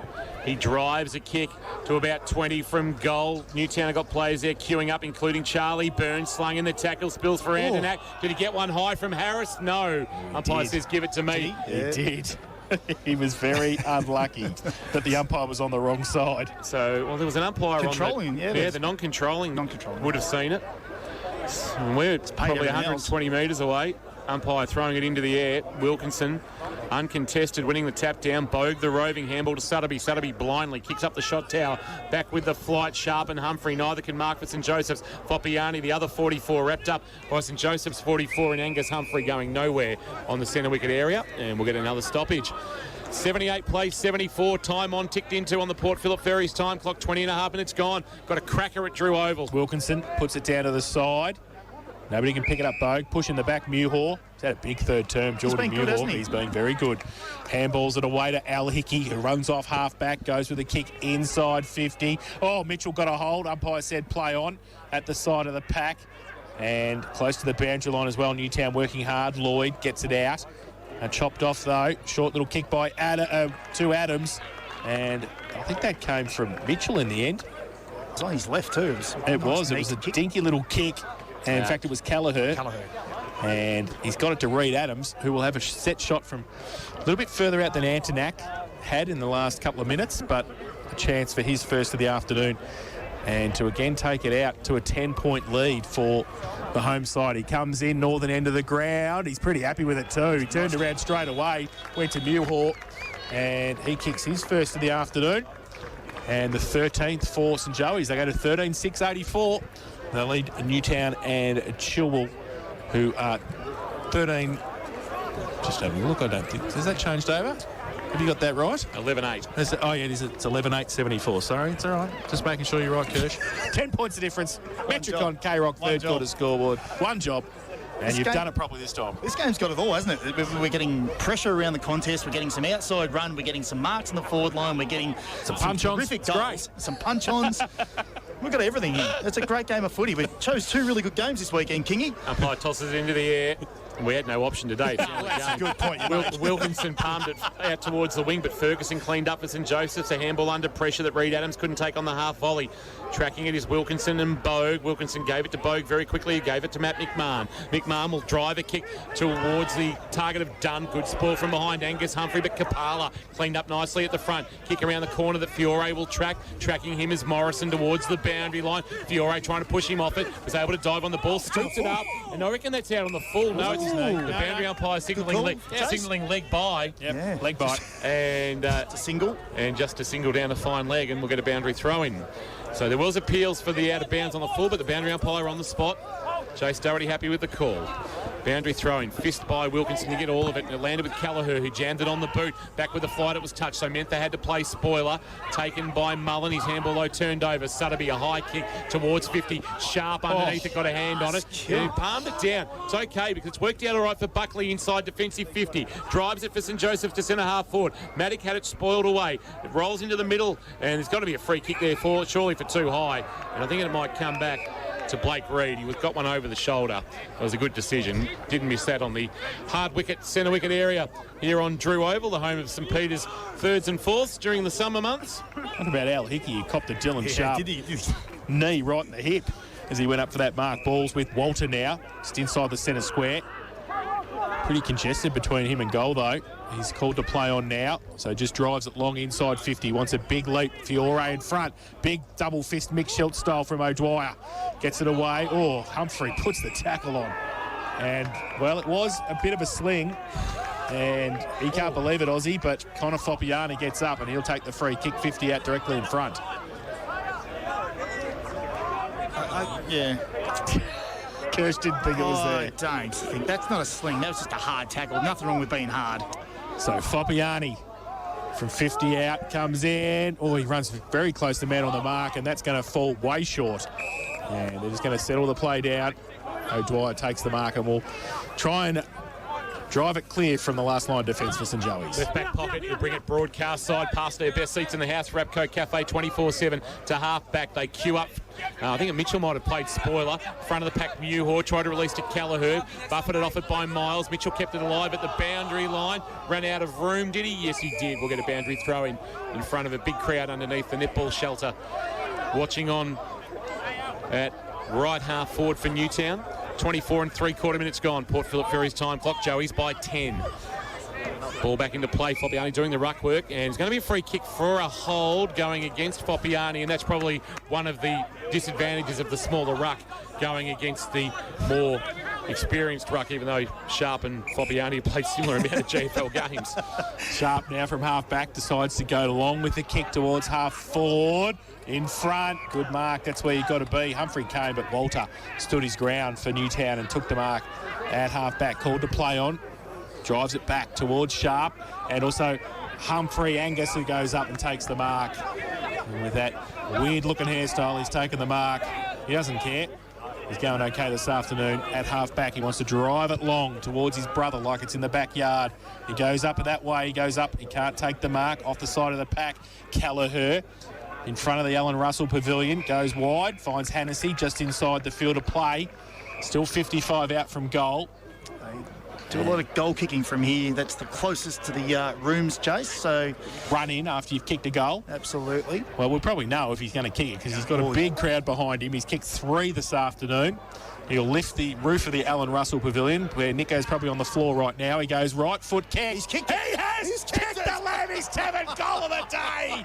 Ollie Hennessy has kicked his 4th, and a 16-point lead for the home side. 14-6-90. They lead Newtown 11-8-74. Metricon, K-Rock, third quarter scoreboard. Oh, gee. Oh, gee. Let's just take a breath for a minute. This game's got everything. If somebody had said Ollie Hennessy was going to be your goal-kicking hero up front this afternoon, you would have been surprised, Kirsch? I would have been, but in saying that too, I've always seen a bit of potential in him as well, because he's got that little bit of X factor. He really does, and like I mentioned earlier in the call, in the air, on ground, he's got a little bit of something. So yes, surprised, but it's good to see him actually displaying it. Lloyd looks like he's gone forward of the footy here for Newtown. Yeah, they've swung a few changes, haven't they, Neil? They're under a bit of pressure. Wilkinson has rucked manfully all afternoon. He's got DeGrandy for company this time back in the middle, and Wilkinson will win the tap again. Gow hit it at pace, went off to go off the ground. There was a swinging boot that went through McMahon. Umpire said play on. Here's Mullen.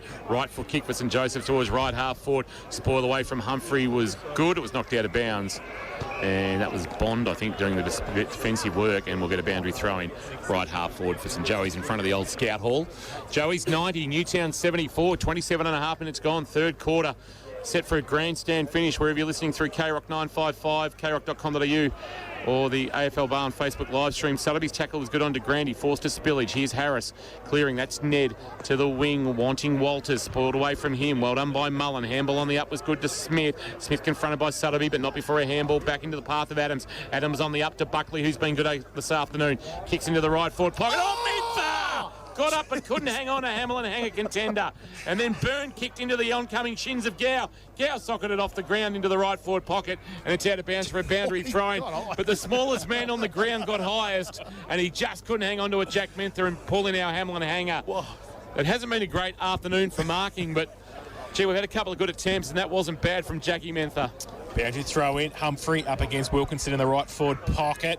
Humphrey holds the ball off. Now Bond tries to break free. Handball over the top to Kapala.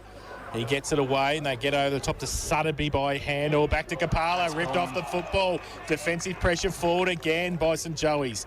And Hennessy has got the free kick. 60 from goal. Right half forward. Wants to drive it long to the top of the square. He puts it there now. Humphrey from behind. Can't take it there. Bond in front on hands and knees. Falls back towards Humphrey. Pack develops. And the umpire will have to come in and ball it up. 10 out from goal. Some good defensive work from Hennessy then too. Not just kicking the goals, but doing some chasing and tackling. Joey's by 16. This would really put a dagger through the heart of Newtown. Heading into three-quarter time, Wilkinson won the tap down. Here's Humphrey, who rucked against him. Angus trying to take it, Aussie rather trying to take it away. Couldn't. Kapala was clean. Now the clearing kick comes from Charlie Byrne. It's a high ball. And sitting under it, he did well, DeGrandy. Fiore was bearing down with him.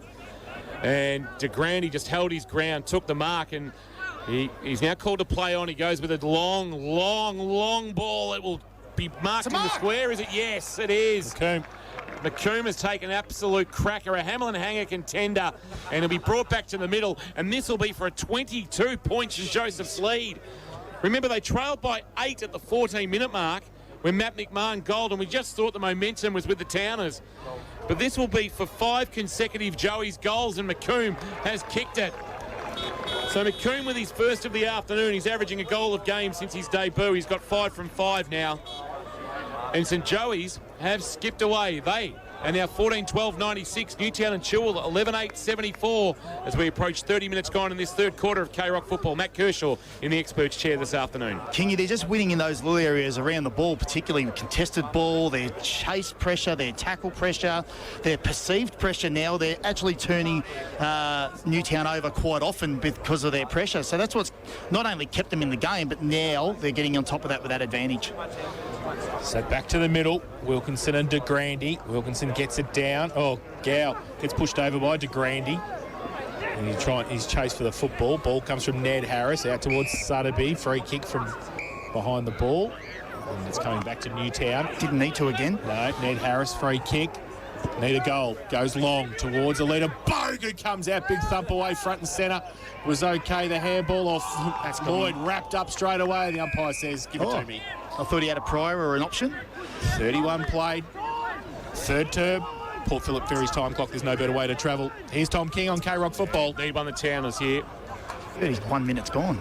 Umpire tosses it up. Well, Wilkinson on the tap at Buckley, who's been very good, just tumbles a punt towards the outer wing. Spoiled by Bond, was good for Newtown. Front of the pack, Bow gave it up by hand. Walter outside of the right boot, just didn't get enough purchase on the kick. And Gow, who's been outstanding, must be in contention for the Leopold Sporties $100 voucher as that's three-quarter time. And St Joey's, after leading by 11 at half-time, saw their margin eaten into and then overtaken, and they led by 8, Newtown and Chilwell. But Joey's have kicked 5 consecutive goals since the 17-minute mark of this third quarter to lead by 22 points that third quarter thanks to Metricon. And Metricon, you can build with confidence. And Joseph's 15-6-96, Newtown and Chilwell 11-8-74. Big final quarter coming up on K-Rock football.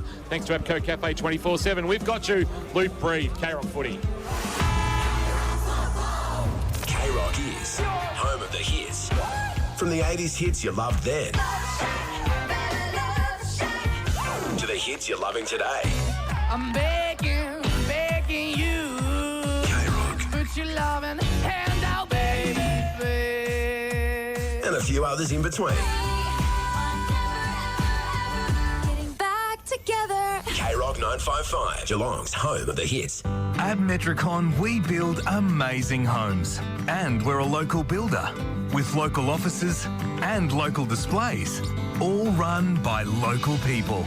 And as Metricon is Australia's #1 home builder, our trades and buying power mean we can get you into your new Metricon home with confidence. We're regional Victoria's local builder. So talk to us and love where you live. Metricon. CDBU 52967. Hitting G-Town after the game? You know where you're going to end up, don't you? Lammy's. So why not start the night strong? There's nothing that's more iconically Geelong than our very own Lammy's Sesh. Get your weekly dose of great tunes all night long. Give yourself something to talk about Monday. And remember, never, ever lamb alone. Lammy's Tavern, open from 9 p.m. every Friday to Sunday, with free entry before 10 p.m. Lammy's, you know where to go. Searching for Geelong's biggest bargains underfoot? See Harvey Norman Flooring now. Whatever you want to walk on, hybrid and timber flooring, laminates, carpets, and a wide selection of rugs, there's so much choice and styles to suit every home and budget. And Harvey Norman's team of flooring experts will help you every step of the way. Great service, a great price, and the right advice. Harvey Norman, your flooring experts. Easy parking at 2 locations, Princess Highway, Corio, and Warren Ponds. Thanks to our #1 ticket holder, Abco. Fueled by Abco Cafe 24/7. Tap down, wonderful from Wilkinson. McMahon outside of the right boot with the Lammy's Tavern goal of the day. There was no defensive protection at the stoppage, and McMahon was able to just barge his way through. Wilkinson got it down. Oh, kick from mid-air. Turn around, Gow! James Gow has kicked it from nearly mid-air. They're calling for touch, but the goal umpire's had none of that. James Gow has put his second on the board this afternoon. Yes, James Gow had a big third term and helped St Joey's to a 14-12-96, 11-8-74 lead at three-quarter time by 22 points. And it was a big third term from the midfield, especially from St Joey's. Just around the grounds, thanks to Leopold Sporties, your complete family venue at Marvel Stadium. It is, we picked the right one, Kirsch, because the Giants 8-4-52, North Melbourne 1-3-9. So you wouldn't want to be there. No. You definitely want to be here at Drew Oval, though. Absolutely. This is a cracker of a game. Absolutely great game to watch. And we've got a tale of two different teams and two different ways they're going about their football at the moment. And I'll tell you what, Carso will be talking about pressure right now, because that's what's got them not only, well, they've never been out of the game, but what's kept them in the game and what's got them ahead in the game of football. And they've turned Newtown over many times, and their forward entries, they look dangerous going forward, don't they? They look like they've got so many, not necessarily marking options, but you think something's going to happen every time the ball gets in there. There's contests from De Grande, and if he's not in the ruck, and there's defensive pressure from their smalls, isn't it? Unbelievable. That's the key. It's not exiting easy, and when they do exit, it's a dump kick back to a defensive structure. So they've set up really well. Now the challenge is to maintain not only that 22-point lead, but obviously keep playing football and not defend a score. That's the secret, and pressure's going to be everything for them. On the other hand, Newtown, they've got to get their possession game back going, don't they? They've got to lower their eyes, and they've got to sustain this pressure and obviously move the ball the way they want to be moving the ball. And at the moment, they're getting stymied in that area, and they can't do it. So both teams want to continue to have the game on their terms, and Newtown have got to swing the momentum back in their favour now and get possession and ball in hand. Yeah, they're making it pretty easy for the St Joey's defence, aren't they? Just bomb kicking it to Hocking and Bogue and hoping they mark it. Absolutely, and you can see when Hocking leads up at the ball, they do look dangerous, but they just haven't had the ability to get that ball forward with multiple opportunities to do that because of the way St Joseph's are set up defensively around the ground. It's not just in the defensive half, but like you said, the exits out of the back half, their forward pressure is terrific, and that translates to midfield pressure, and it translates to defensive pressure behind the ball. So yeah, look, they've set it up for themselves, St Joseph's. It's now up to them to see how they can continue on to win this game of football. The 19th man seems to be working okay for them this afternoon. Well, Ollie Hennessy enjoyed the 19th man getting him home and riding that goal with him. It couldn't have been in a better position for him, and it was a fantastic finish. And we've seen some really quality goals today, Jason. Yeah. It's a high standard football, and it's what we expect from a second V. I know Joey's have slipped out because of the way the draw's gone on the weekend, but we're saying both are potential top 5 sides. So that's the skills we're seeing, and the display of some serious goals being kicked. Big crowd here too. Paul Carson has just left the three-quarter time huddle, and there is hundreds of people who have been around the St Joey's three-quarter time address. Damien McMahon has just let go of his players at three-quarter time as well. Kingy's been out there taking some photos for krockfootball.com.au. I just got a text message from Christian Shaw, the Winchelsea coach. He's downtown Queensland, I think. He is. Kingscliff in Queensland. Oh, he's in Kingscliff, that's right. Picture of a beer in his hand. He's just said to me, entertaining game and good calling, guys. Plenty of future Winchelsea recruits out there. Picking the eyes out. He's probably writing a little list as he's watching up there in sunny Queensland. He'd be a bit warmer than Winchelsea, I'm tipping. Yes, he would have liked to have the long weekend off in the GDFL, so he's been able to run up there. He lives next door to my best mate, who's going to Fiji tomorrow, so they're all going well, aren't they, these blokes? Forbesy. Superstar Luke Forbes in front of us. One of the greatest. Got the filthiest helmet on there, though. Got the Sydney Swans. It's his son's. It's his son's. Yeah, of course it is. A great game. Great game. Special comments from Luke Forbes. Great game. One of the GFL's greats. One of the GFL greats. Lucius Forbovich. And GD and BFL. I haven't listened to him. There's only one bloke that outdoes him with that sort of stuff. That's you, Kurt. Went to Paul Carson's huddle. Sorry, he very much harped on 50 years of history. I bet you he did. There's some blokes over there that you've got to do this for this afternoon. Yeah, right. Final quarter. Pressure. Abco Cafe 24/7. He's not too far away. The huddles around both the clubs. Were they? Huge. Unbelievable. Yeah. Sunday football doesn't work. No, that was huge.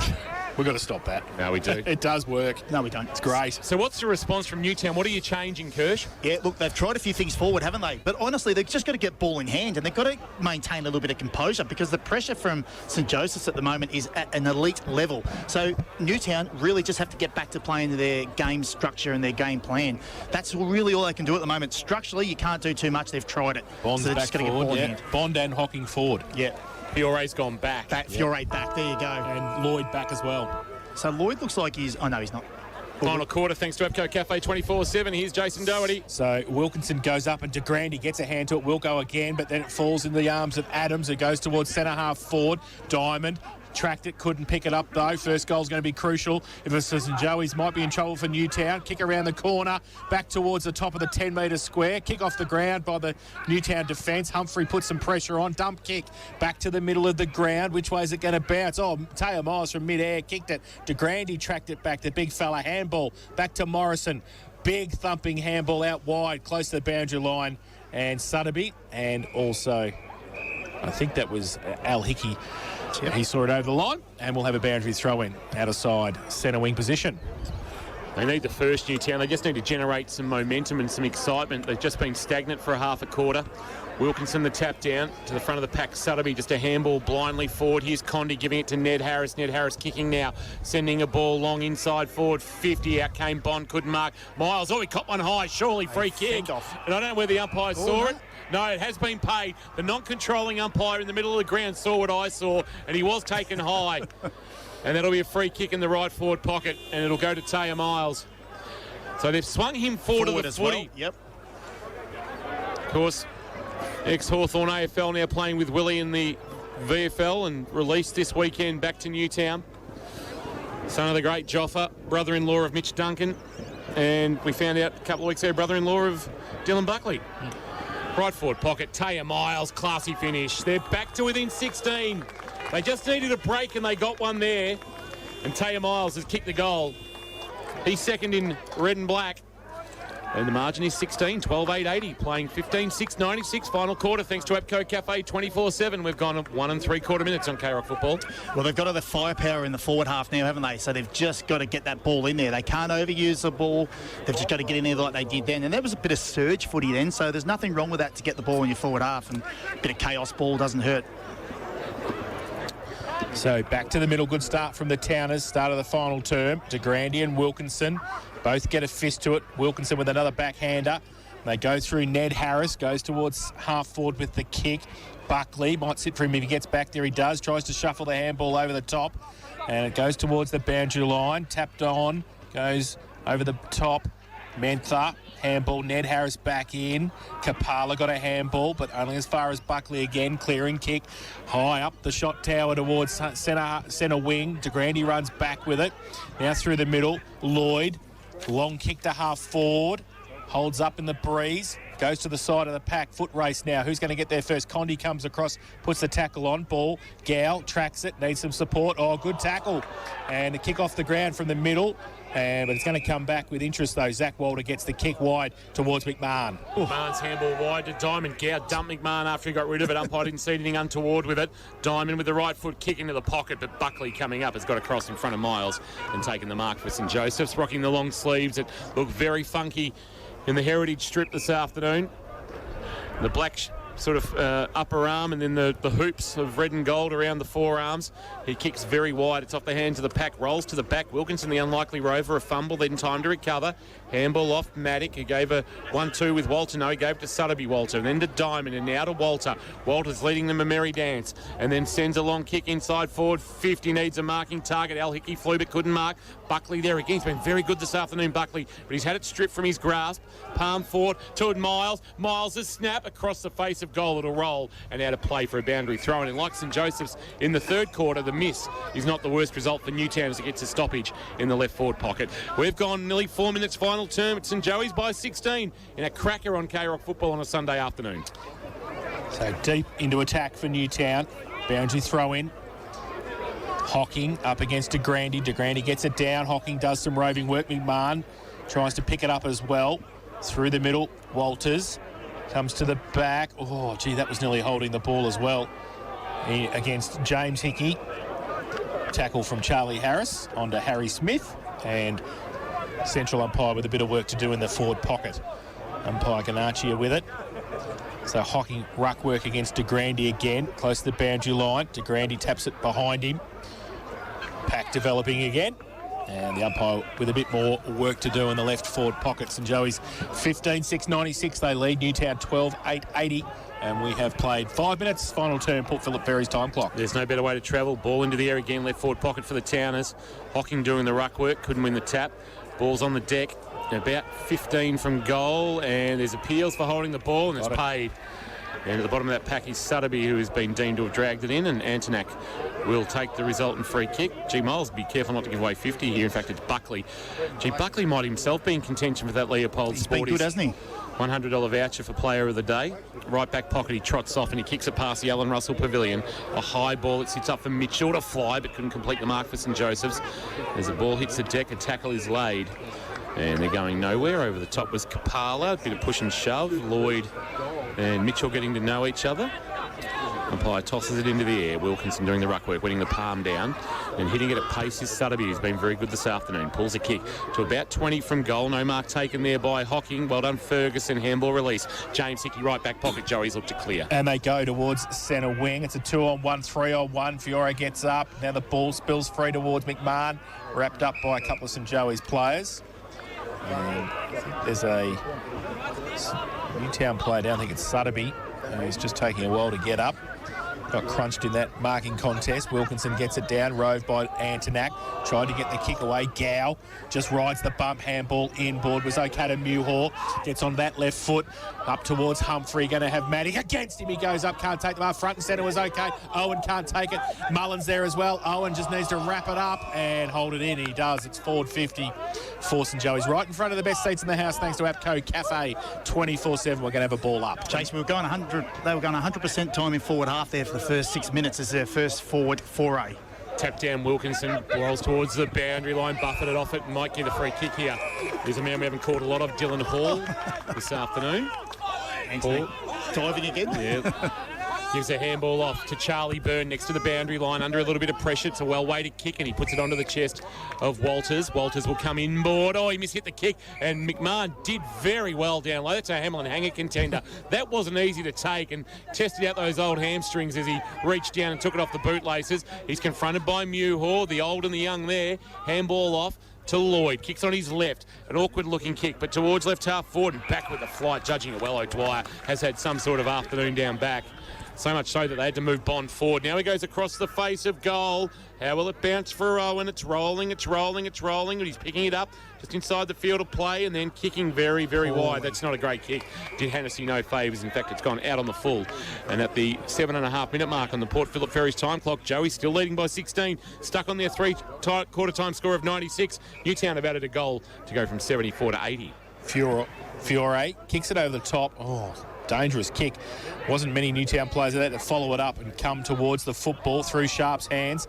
Goes to the back, shuffled handball towards Humphrey, just wants to clear it out. Goes towards an open half-back flank, Alan Russell Pavilion style, but Byrne comes the other way. He's got him 30 metres in front of him, takes a couple of bounces, then drills the ball towards the top of the square. Great kick, and Condi runs in and kicks the goal. So great play by Charlie Byrne to get it in there, and Mick Condi has kicked his third. And for Newtown, that is their 13-8-86. They trail St Joey's 14-12-96. APCO Cafe 24/7 K-Rock final quarter scoreboard. Humphrey just panicked a little bit with ball in hand then, and then it just shows the inexperience. He didn't have the head on the swivel. He had some numbers in the corridor. Even though they were 1v1s, he still could have used that as an option instead of kicking it to a 0v2, and obviously the easy rebound into the forward 50. So the momentum shift is back in the favour of the Towners. They trail by 10, and they're here to spoil the party. Back in the middle, Wilkinson uncontested, basically, and he's got it forward 20 metres. It rolls towards Al Hickey, though. He's wrapped up by Condi. He's going nowhere. Umpire will be saying, give it to me. We'll ball it up near 50. Newtown in attack, attacking the cemetery end. In this final term for APCO Cafe 24/7, ball into the air. Wilkinson wins the palm down again. Ferguson tried to backhand it away. Reed Adams in traffic's been good. A high kick towards left half. Back with the flight. Good spoiled by Diamond. Knocked it away from Owen. It'll roll towards the boundary line. Owen tried to dive on the ball. Couldn't take it. Fiore had it knocked from his grasp by Owen. Spilled towards Diamond. He's taken in a two-man tackle. Owen, one of those, bringing his opponent to ground. McComb was the other, and we'll get a ball up true centre wing in the sunshine that is beating down beautifully here, just providing a little bit more warmth than what we've had over the last week or so in Geelong. Sharp got it down. Oh, free kick too high, and Gow went way too high there. And it's going to be Hall with the free kick on centre wing. Drives it long towards half forward. Long lead from Hocking, can't take the mark. Lloyd was at the front there as well. He got one high. He's still on the ground. The umpire's going to come in and ball it up. A bit sore for St John of God, Matty Lloyd. Yep, he is. He got crunched in that marking contest. So ball up, Newtown into attack. Right half forward, Sharp trying to really tap it to himself. In the end, he put a tackle on. Ball spills free. Mullen gets it towards Al Hickey, can't keep it in. Front of the Scout Hall, right half forward, we're going to have another boundary throw in. 13-8-86 Newtown, they're coming. St Joey's 15-6-96, 10.5 played final term, Port Phillip Ferry's time clock. Joey's can't go into their shell if they want to win this, Kirsch. No, they can't, and they've just got to keep this. I feel that that's what they're doing. They've just got to keep attacking. Wilkinson won the tap down. Chance now might be Harris over the footy. He was able to get it out the side door to Walter. Walter from a very tight angle pulls the kick to the right forward pocket, flying but not marking Bond and seeing it through for a rush behind. With smart play from James Hickey, and the margin is 9. We are set for an absolute cracking finish. Hope you're enjoying the call on K-Rock Football wherever you're listening. Through K-Rock 955, krock.com.au and the AFL Bar and Facebook live stream. It's Joey's by 9 points, 11 minutes gone, final term. James Hickey plays on from full back, goes as long as he can to half back. Sharp put the hands up, couldn't take it. Gow got the kick around the corner towards centre wing. McComb to come out. He's got Fiore next to him as well, and also Hennessy across there. And it's out of bounds for a throw in centre wing. Forward to centre wing. St Joey's into attack. Kingy, you mentioned they can't go into their shell. We've been going 11.5 minutes and they've only had the one inside forward 50. So let's see if they can do it from here. Sharp, Wilkinson, Sharp got a hand to it. Needs somebody around the ball though. Ned Harris had a good final term so far. Goes to the left foot kick into the middle. Condi, who wheels and goes on the left. Terrible kick, but gets it to centre half forward. Now the turnover. Hickey comes the other way, goes open door towards Humphreys. It sit for him, it doesn't. His second effort was all right, then he lost the football. The umpire said it was too high, so he'll take the free kick. So Austin Humphrey, right half forward. Got Ferguson short. He wants to go longer though. He's got McComb in the pocket. He goes in that direction now. Fiore goes up, can't take the mark. Off hands. Now it comes towards Diamond. Good little handball to Kapala. Kick's going to be okay. Falls to Matic, gives it to Condi, who runs past. Left foot kick towards centre wing. Over the head of a couple. Gus Humphrey gets back there. Going to need some support. He gets it. All the handball though was chopped off. Al Hickey comes back to help out. Can he pick it up? He can just, and his handball is away. They go through the middle. Handballs again to Smith. Can they get it out wider? They can. They're out and about now because Owens can take the ball. He's 50 from goal. They should goal from here, really. Owens' neat little kick is okay to Mentha. And Mentha has marked 30 from goal, left forward pocket. They went round the Cape to get there, Curse. They did, and because Newtown are so attacking at the moment, they have to, right? They have to get they have to win the game. So they're obviously running forward of the ball. They all running forward of the ball. So when there's a turnover, you're actually caught out on the rebound, and some experience with Buckley and Hickey. When you turn the ball over, they don't waste the possession. 2 goals last week against Leopold for the VFL listed Jack Mentha. This is huge, Kingy. This to push the margin back out to the best part of 3 goals. They lead by 9. Mentha on his way. They lead by 15. St Joey's hit the ton. 16-6, 102. Newtown and Chilwell 13-9, 87 in this final quarter of K-Rock football, thanks to APCO Cafe 24/7. And just when all the momentum seemed to be flowing towards the cemetery end of the ground, Joey's get one against the grain. And it's deflating because you're using so much energy to get that ball forward and you're running in waves that they'll just start to feel it in their legs a little bit now as well because they've given it everything and it rebounds the other end and it's demoralising as well. So you just got to be a bit cleaner with the ball when they go forward, Newtown. So back for a centre bounce, 15 the difference, 14 played final term, Port Phillip Ferry's time clock. De Grande, Wilkinson gets it down, but rode by Adams again. He gets a kick to centre half forward. Mentha is behind on this occasion. Kapala wrapped up by Mentha, and he's not going anywhere. So it's forward stoppage for St Joey's. And it will be a ruck contest. Wilkinson comes in, who's had a big day in ruck against De Grande. Handball, was sort of a handball. That was holding. Antonak over the top of it as well. Walter threw it in the air. Adams just says to get out of the way. Now Hickey James off a step inside 50. Punched away at the front. McMahon handball to nobody in particular. And Antonak again puts some forward pressure on. They shuffle the handball out, though, Newtown, and they're away. So it'll be a high kick towards centre half forward. Went through the hands of Harry Smith. Will roll out the back. Buckley and Lloyd. Lloyd tried to tap it to his own advantage. Buckley did okay. Good foot speed to get back there and win the football. Left-hand handball is okay for De Grande. De Grande loops a handball over the top of St Joseph's to McComb. McComb along the line, and he finds a marking target. And he's got Antonak with the footy.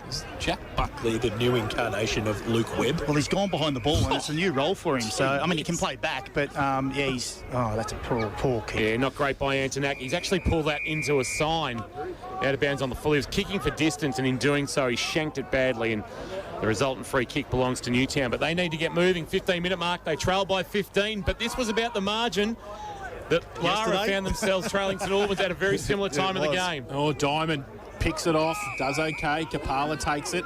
Centre half back. They want to switch the ball wide, come towards the commentary box side. They do. Charlie Harris takes it just straight off the bench, if you don't mind. That's the way to do it. Brother Ned takes it, kicks it over the top. They've moved it towards centre wing. And Newtown just settling it down now through Alex Dunn. He just holds the ball up. Called to play on now. Goes along the line towards half forward. Oh, falls in the arms of Bond, who was in front. And plays on quickly. Wants to move it in towards the pocket. Long kick. Punched away at the back. Over towards Hocking. Oh, he's pushed off the football right on the goal line. And I think Morrison happy to see it through, and he does, for another rush behind to the visitors. They go to 13-10-88. They trail St Joey's 16-6, 102. Apco Cafe 24/7 K-Rock final quarter scoreboard. Jack Buckley with the ball under his arm in his defensive goal square. He looks, for want of a better term, absolutely stuffed. The umpire's telling Oscar Morrison to move out, but he doesn't need to because he can actually take possession there. Buckley sends it long to half back. Humphrey or Mitchell, neither could mark. Ball got out the back. Walter was there for Newtown. Tried to get it onto Walters. Did okay, Walters, to come back onto the footy, but pressured by Austin Humphrey. Balls somehow come out the back, ruck and maul style rugby union. Handball Mentha, but there's a whistle on play, and it's going to go. There must have been a free kick for a throw. Going to Walter against Mentha. He comes inboard to Ned Harris. Harris shares it by hand with Bogue. Bogue 75 from home. Outside of the right boot to the goal square. Back with the flight. O'Dwyer with a wonderful grab. He's been good, hasn't he? He stood tall, the Yarrawonga recruit, and he'll send it back towards the outer side. He does. He goes back to whence it came. Maddox got his name written on it, got a hand to it. Humphrey against him.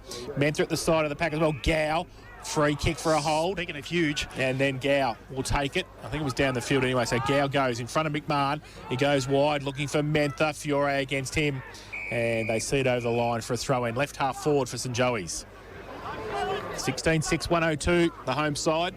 They lead Newtown 13-10-88. I'm tossing up between Buckley and Gow at the moment as I play the role of Chris Nichols post-game for Leopold Sporties. You're thinking out aloud, Kingy. He is. Wanting some assistance. Wilkinson gets it down. Walter around the corner. Oh, Buckley didn't take the mark, but still gets it. Handballs it to Reed Adams. Off a step to centre half forward. Fiore should be able to take the mark uncontested and does try and get Newtown out of defence. 17, almost 18 minutes ticked over now on the total, the Port Phillip Ferries time clock. Old Hobbits die hard there. Almost a total tour myself. Short to Walter. Walter kicks to right half forward. Kick too much on it. Foppiani wrapped up by the other 44 in Angus Humphrey with the M&M hairstyle. Ball spills out the right-hand side of the pack to Bond. Bond at right half forward trying to get a handball up to Wilkinson. But here's Buckley again. That might do it for me. As he kicks towards half forward. Looking for Aussie Humphrey. Maddox there. Aussie Humphrey just knocks it forward. Fiore's got trouble because there's speed coming on the ball from Mentha. Mentha took it nicely. Turned, spun, open, goal. Just misses to his near side. That would have put the game to bed potentially. It didn't, and the margin is again 15. 16-7, 103, playing 13-10-88, 19 minutes gone. Diamond kicks in straight away. Owen, though, gets there in front. Antonak. He wants to try and get it back out. Oh, bit of candy. It goes right, goes left, then gets the left foot. Up the chimney. Mark that. And then it will go up. Big thump away. Double fister. Fiore was there. Now comes to Foppiani. Gives it away. Lloyd, left foot kick to nobody in particular. It's a 2-on-1. Getting back there to Grandy to help out. Goes towards Ferguson on the non-preferred right. Up there towards half forward, but Diamond takes the mark for Newtown. A lot of tired legs at the moment, aren't they? The kicking is just indiscriminate. Diamond driving a kick towards left half forward. No mark taken by Miles over the back. There's going to be a free kick going which way? I reckon it might be going to O'Dwyer. Is it? Or is it going to Newton? Which way? Dwyer? Mitchell. No, it's going to Cal Mitchell. in the marking contest. Didn't see what the call was for, but pushing the back. Yeah. So Mitchell concedes all the way back to Jack Buckley. Good boy. He's been okay this afternoon. Jack Buckley. No, he's been better than okay. He'll take on the man on the mark too. That's very cheeky from Buckley. And then he drives a kick to the wing, wanting De Grande against Foppiani. Foppiani with a big fist. Rolling ball towards the boundary line, taken by Boga. Kicks on his left. Pulls it back, wanting Miles, who judged the flight of the ball best. I think he was against Harry Smith there, who is moving not far, very freely. And then Miles goes laterally to Charlie Byrne, who on his left boot will have no difficulty with the distance, you would suspect. But he has to kick this. There is no option other than to drive this through for a goal and cut the margin to 9 points. As we hoped for a top-of-the-table clash next Saturday afternoon, somebody forgot to send St Joseph's the script. Byrne, long, high. Has it got the carry? It has. I reckon he's kicked it. Wonderful goal. Lammy's Tavern, goal of the afternoon contender. He set it up into the sky. The breeze pushed it, and it curled it around the right-hand goal post. And he's got his team back within 9 points. 14-10-94, trailing St Joseph's 15-13-103. Don't go anywhere as we approach 21 minutes gone in this final term of K-Rock football. Well, this game is far from over. We know that the time's probably... How many goals we had this quarter? Joey's have kicked 1, Newtown have kicked 3. So it's probably going to go to 27, 28 minutes. There's still plenty of time in this game, Jace. Plenty of time. Back to the middle, Sharp. At the back, Walter. Gow puts the tackle on and gets the football. Handball shuffled out. Mullen at half forward. Drills the kick towards Menther over his head. Now coming at it at pace. Can they pick it up, Ferguson? He's over the top of it, trying to get it back to Menther. Mitch Diamond in there. They've got the numbers. It comes back Humphrey. Breaks free. Gets the handball away. They break towards the tackle. Coming right foot kick. High, but it's all Newtown. And Fiore stands his ground at the last line of defence. Chips it over the top to Hall, who just has to sit and wait. Owen bears down on him. He takes in the back pocket. I think Kelleher would like that kick back. Oh, absolutely. Hall comes inboard, and it's marked 20 from his defensive goal in the corridor by Harris. Got numbers out wide. They might as well just roll the dice here, the Towners.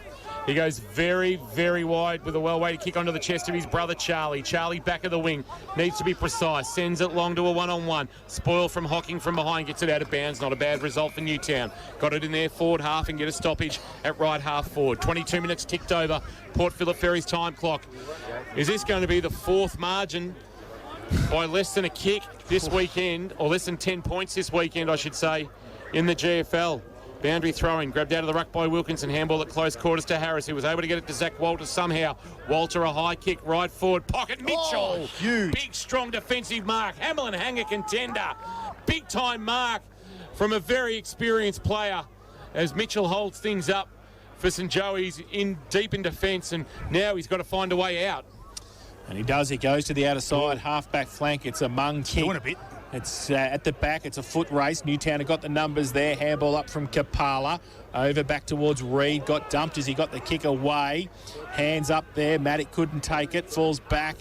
Over the top of it, Ferguson. They're out here. He gets it over the top. Mullen has got an absolute panic in front of him. He just puts the afterburners on, takes a bounce, runs inside 50. Thought about the handball, should have, because he didn't have anybody to give it to. He thought Mitch Diamond was a St Joey's player.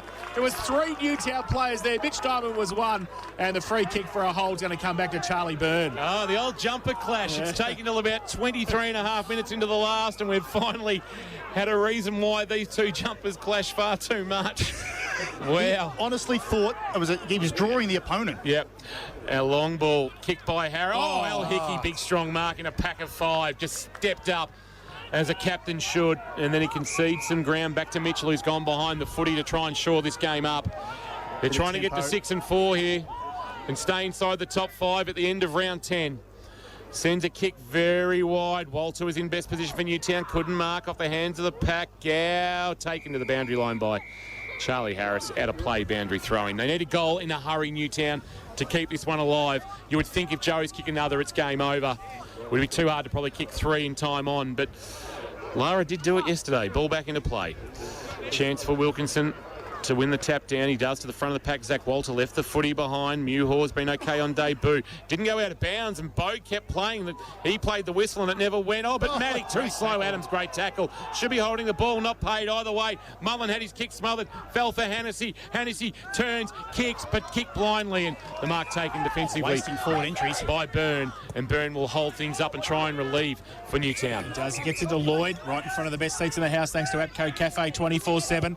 From defensive 50, drills the ball to the top of the centre square, handball away. Oh, Walter, though, missed the mark. It was Walters, actually. And Humphrey got a push in the back, and we'll take a free kick. In fact, it's a Buckley. Yeah. No, yes, it is. It's Jack Buckley. Kingy's boy. Kingy's man. So Jack Buckley is 65 from goal. Here's some experience. He'll take his 30 seconds. Luke Webb style. He's going to torp it. So Jack Buckley. They're going to get extra numbers. Yeah, they haven't got much down there, have they, St. Joey's? They've got 3 Newtown players there. Oh, Candy! 50 out from goal to ice the game. Jack Buckley has kicked the game for Lammies. Lammies 7th goal of the day. Jack Buckley, you've done it all. Lammies, Leopold Sporties, the whole superstar. Thing. Jack Buckley's first of the afternoon. And he's just taking himself off, Jace. Possibly iced the game, but they're going to give him a massive reception in the Alan Russell Pavilion. 17-7, 109 St. Joey's. Newtown and Chilwell, 14-10-94. APCO Cafe, 24/7 K-Rock. Final quarter scoreboard. Well, well, for those watching the live stream, they'll know exactly what we were talking about. He just sold the biggest lot of candy you've ever seen and absolutely iced the game. The margin is 15. This is the one for the true believers in the red, gold and black this afternoon. Back in the middle. Tapped down one by DeGrande, roving by Harris. That's Ned. He got one high. He'll take a free kick, but it might be all forlorn right now for Newtown, who have 6 days to pick themselves up, dust themselves off before taking on St Mary's. Bond flew, could mark. Miles the Rover at the front, kicks to the goal square. Did it have the carry? No. Socket off the ground out of the defensive goal square, and then a hack kick from Hickey. Fell to Bogue. Bogue under pressure.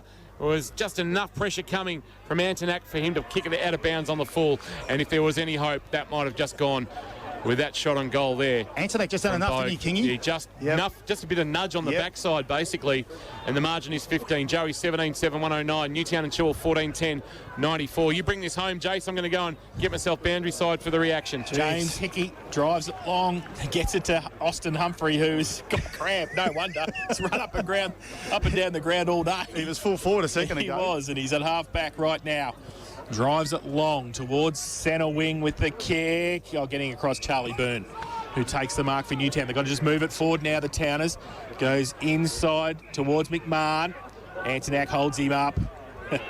He wants to play on now. McMahon does so. Inside 50 with the kick over the back of the pack in the goal square. Falls for Bond, gives it to Miles, kicks the goal. Taya Miles has given them a little bit of hope. He kicks his second of the afternoon.